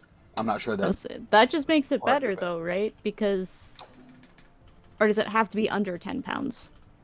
10 pounds or no more than 10 pounds. If I could upcast it to 4th level, then I could do 8,000 pounds. Does it Yeah, Does it 8,000 s- pounds for 24 hours. Oh boy. Does It it? goes from 8 pounds to what? It goes from 10 pounds. Well, so it's. Hold on. Yeah, it goes from 10 pounds to 8,000. There's really a weird upcast there. That is a wild jump. Idle lock. Does it specify if it No. if it is No, worn? that's the if the object is fixed in the air, it can hold up to 4,000 pounds of weight. At higher levels, it can hold up to 8,000 pounds of weight. So it's always that- only up to 10 pounds. Yes. That's really dumb. It's really just made for making platforms that can hold a lot of crap. Mhm. If you want to do that. Yep. Mm. Does it say anything about Could you target? being worn? It Item that doesn't weighs matter no if more it's than worn. 30 It's say. Yeah, it doesn't say just so. the 10. It's just the 10 pounds. That's the issue. Oh, Okay. What about Could you target what about her? if we pin Strahd and then just click the immovable rod, right? Like really put some pressure down and then click it. Well, if anybody has immovable object, we could try that. Or we could use the manacles that what you call it, Now we're thinking. that Yana has, lock them onto her, make those immovable, and because she can't move them, she also can't break them because there's no give to it. DM, I have shenanigation questions. Oh boy. Yeah. I like shenanigans. Okay, so plate mail weighs 65 pounds, correct? Let me see. Yes, of armor, 65 pounds, yeah. Yes. Okay, so if I were to, I don't know, if I were to reduce density, which has been, which actively makes it like an 8, because it's like enlarge reduce on the weights of it, because that's how we're running it at least. Can I do that? Reduce it from 65 to just over 8.5 pounds, or just under 8.5 pounds, and then next turn hit it with a immovable object? Let me see what this spell says. She's Or sorry, wearing. oh no, it's she's half or wearing. doubled. Damn. If she's Like wearing in the clothes, cast I was gonna say- immovable object on her clothes. I was gonna say, can you just get her clothes that she wears under the armor? It's very unadvisable to wear just straight like. Yeah. Plate. No. Yeah. Yeah. There's a gambit. Get her like Gambison. And her Mhm. eight plate though. I'm so excited for a naked fight, guys. This is a Even great better, plan, even though. better when you get her Gambison, she can't get the armor off to get the Gambison off. That's true. Yep. Because she can't move her arms because they're in the gamison, Yeah. Oh, and she boy. can't fly away because the gamison is stuck. And as long as we don't miss her, Mhm. then The question is, who's got immovable object? I do. Gawain. Yay! It's yeah. So I will say I also like the idea of putting her in the manacles and then doing the spell on the manacles. Because then she can't move her hands for sure. Which keeps her from casting spells. Well, some of them anyway. Yeah. Well, manacles really wouldn't. It would stop you from doing big motions, but not tiny ones. I think you can still cast spells with somatic. I would Okay. probably, I'd probably Now- give her a concentration check to see if it goes off. What if we went and talk? Because we have to go talk to our blacksmith friend Yvonne, anyways. What if we were to ask him to whip something up that would make it so that her hands couldn't move? And they're still under 10 pounds. Yes. Like Metal. instead of it Like Metal instead of gloves? it being like basically like metal mittens, or not metal mittens, metal gloves exactly. Mm-hmm. Because mittens allows you to move your fingers inside. Gloves would just be your. You'd have to have your fingers splayed like that. Sure, but keep in mind how much more difficult it would be to get metal gloves on somebody than it is to get manacles on them. That's what you're going to run into in combat. It's going to be really hard. The to whole put point of the gloves on manacles somebody. is that they're fairly easy to get on. If you can get them on. Correct. But Yeah, she's already wearing clothes. true. Is this a concentration spell, Gawain? It is not. No? We could cast it multiple fucking times. That's Let's so say upsetting. For some reason, her gambeson Why is are we sleeveless. yelling? For some reason, her gambeson is sleeveless. Okay, once she's stuck, we just get the manacles on her, and then now she can't move her arms. It's not a perfect solution, but it's better than nothing. Also, Wand of Hawktua. The Yes. Wand of Huactua. Yes. Yes. Oh, Ivor has that. Wait, And- wait. And Ludmilla is going to cast a spell, Oh, and her eyes flash. And she, like, pauses, like, for a second of, like, recognition and realization.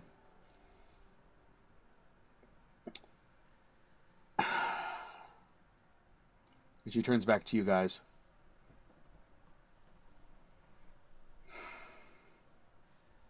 She was here in the ethereal.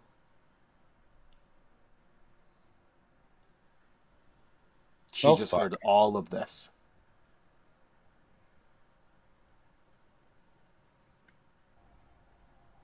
Well, on the bright side, Lumita, I guess we don't really. It doesn't Well- really matter. She had to have been outside the house. Well, on the ethereal plane, I don't think that counts because you can just drift through walls and all that. Well, normally you'd be able to, but could you drift through walls if you were a vampire? Because you're still occupying the same space. It's just at like a different frequency. My understanding is it's a different plane of existence, so it doesn't count.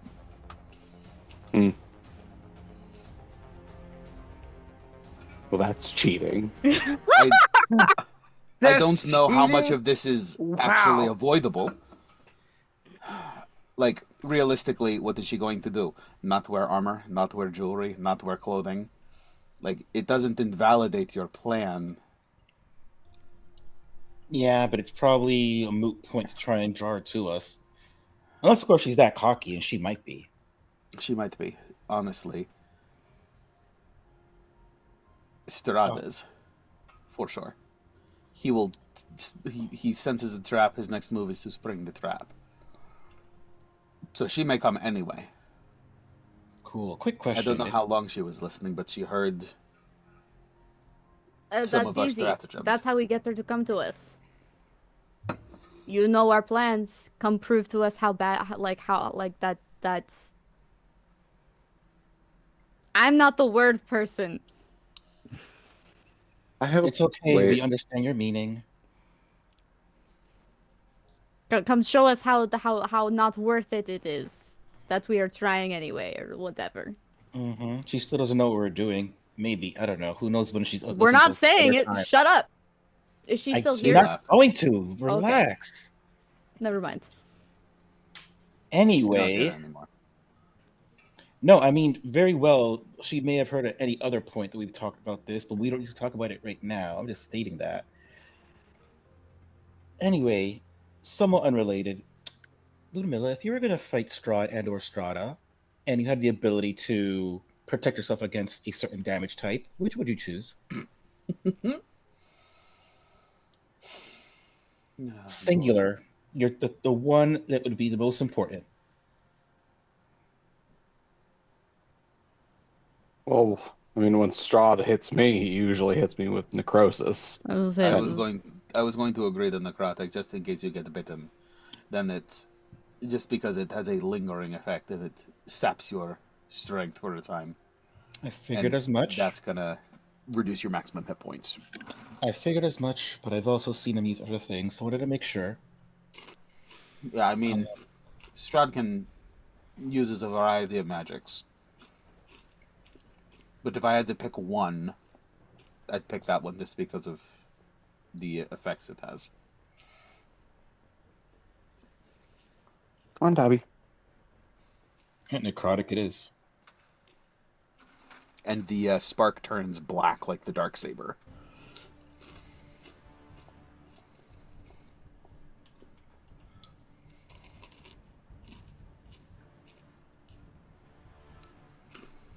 Very well. Oh. The other option, if for whatever reason your immobility, you can't immobilize her, you could try to hallow the ground. Can you hallow things?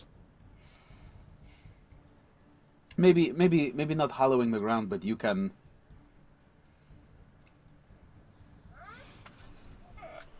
She pulls out like a knife. There are ways to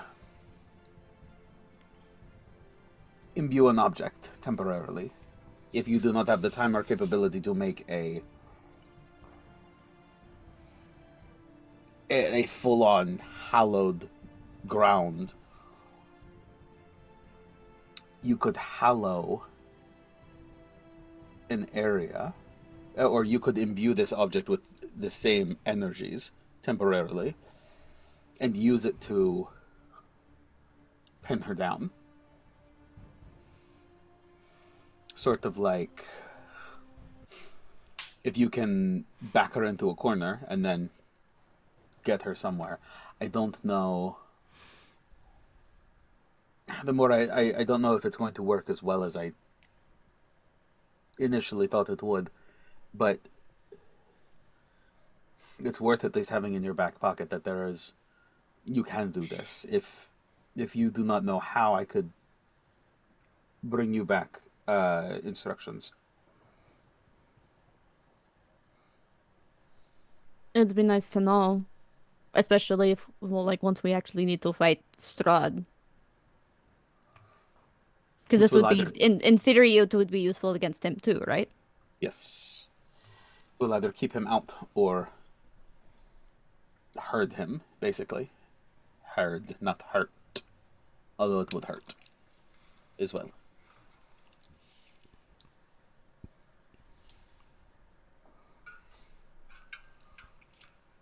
But I think it's your plan is more viable.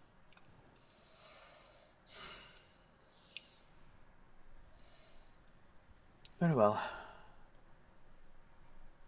Okay, so we potentially have a way to get her here, aka appeal to her ego, and maybe put on a giant puppet show. She can't help. She fights a smile, but can't keep it back. Gawain pulls out the puppet from the puzzle box and just looks at Ludmilla. What changes would you make for Strahd? Because I think we need to make the hair longer, obviously. Yes. I'd maybe curvier. Yes. Tuck the waist, puff up the breasts. Weirdly enough, the butt's the same size. It is, and I noticed that as well. Man doesn't skip leg day. Either that or Strahd is flat as a board. Oh, you said he's attractive before, and no man's attractive. He has a flat ass, so let's be real here. That logic is inescapable. I mean, also I love that Ned's charm can break down Ludmilla just a bit. We have a way to potentially trap her once she's here via doll or ego. Well, another thing we need to figure out, where are we doing this? Because it's for sure not in my apartment.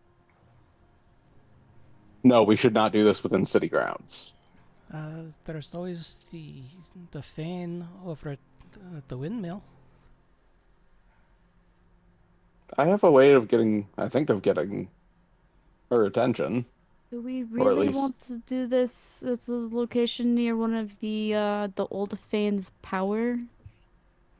Well, we could always go to the manor that Ludmilla mentions. Oh no, that's the opposite if we want to do. That's giving Either her the home turf. either the Agreed. windmill or the swamp. Or really just any patch of ground. I mean, we just have to make sure that the patch of ground is something that we prepared. We don't necessarily need a landmark. Landmark makes it Or we could landmark go makes it to easier the- for her to find us. I mean, I'm We could sure. I go just to mean the it doesn't have to be like a orchard. special landmark. It could just be No, like, no, I know.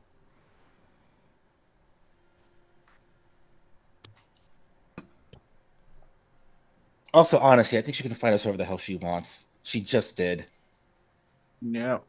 We could always try the Wizard's Tower out by Lake Baratok. DM, could you put us on the other map? The big map? Yeah, absolutely. I just went there myself. You know what? We could always also make it Big any map. in general, and wherever we choose, you have that tower in your pocket now, right? I do. I mean, that has to be useful to some extent in order to maybe, buy us some time, protect us while we figure out this spell. Well, it certainly protects me.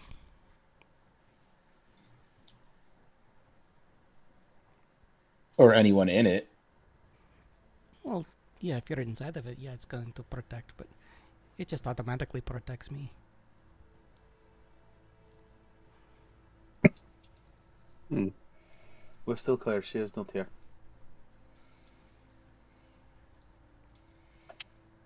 Oh, Yeah, I'm thinking maybe the Wizard's Tower, where we fought that lightning dragon a while back. oh yes, the one where you dance to get in. Yes. It's out in the middle of nowhere. There's no one else around. Surrounded by true. running water. There's a fortification if need be. You're talking about Argenvoss Manor? No, No, it's like the the- Kazan's Wizard's Tower. By You Lake weren't here for that. Baratok. Okay, cool. Thank Wait, you. was this before Riss? Oh, yeah. Yeah. That was before. was. Very much. There's a wizard's tower there. We stole a suit of animated armor from it named Unit Mm-hmm. that we had with us for Yep. quite some time. We also found a wagon there filled to the brim with like alchemist fire and a bunch of other stuff that we Oh, yeah, we blew that up. We blew that that up. belongs to Esmeralda. Well, belonged to Esmeralda. That went boom. It was a very glorious boom. In And the it back of did your cool- mind, you hear, I really love that wagon of Ez's voice. Pulled itself and everything. Mm-hmm.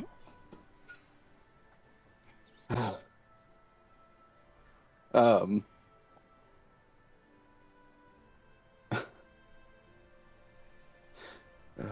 but yeah, we could definitely make our defense there. That wouldn't be a bad place. We'd have somewhere to retreat to if it got bad, or we could heal up and then funnel in the doorway. If for some reason, tables got completely turned on us, because let's be honest, she's probably not showing up alone. Or, I mean, she might, because of ego. I mean, the But- tower is there, and Ivor can set up a lot of traps.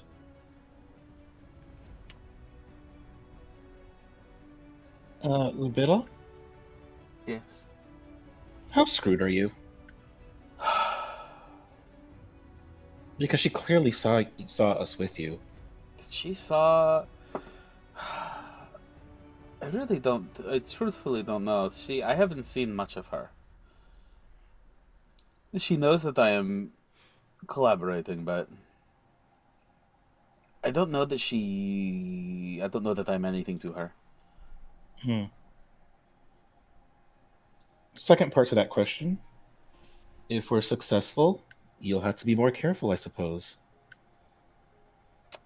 Strahd knows your work. You guys knows you're collaborating and seems to not care too much. Yes. I don't see that being the case of Strahd, who chose you.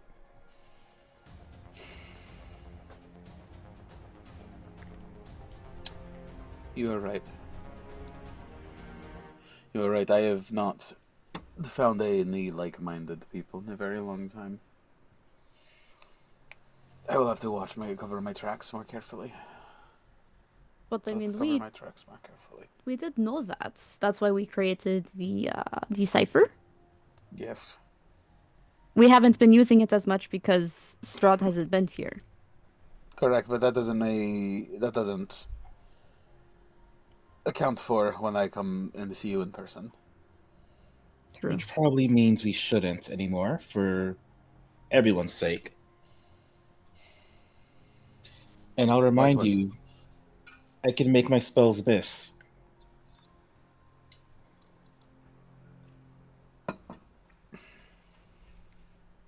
Appreciate it. Oh, very well. I suppose, in that case, I will be off. Thank you for your help, as usual. No, of course.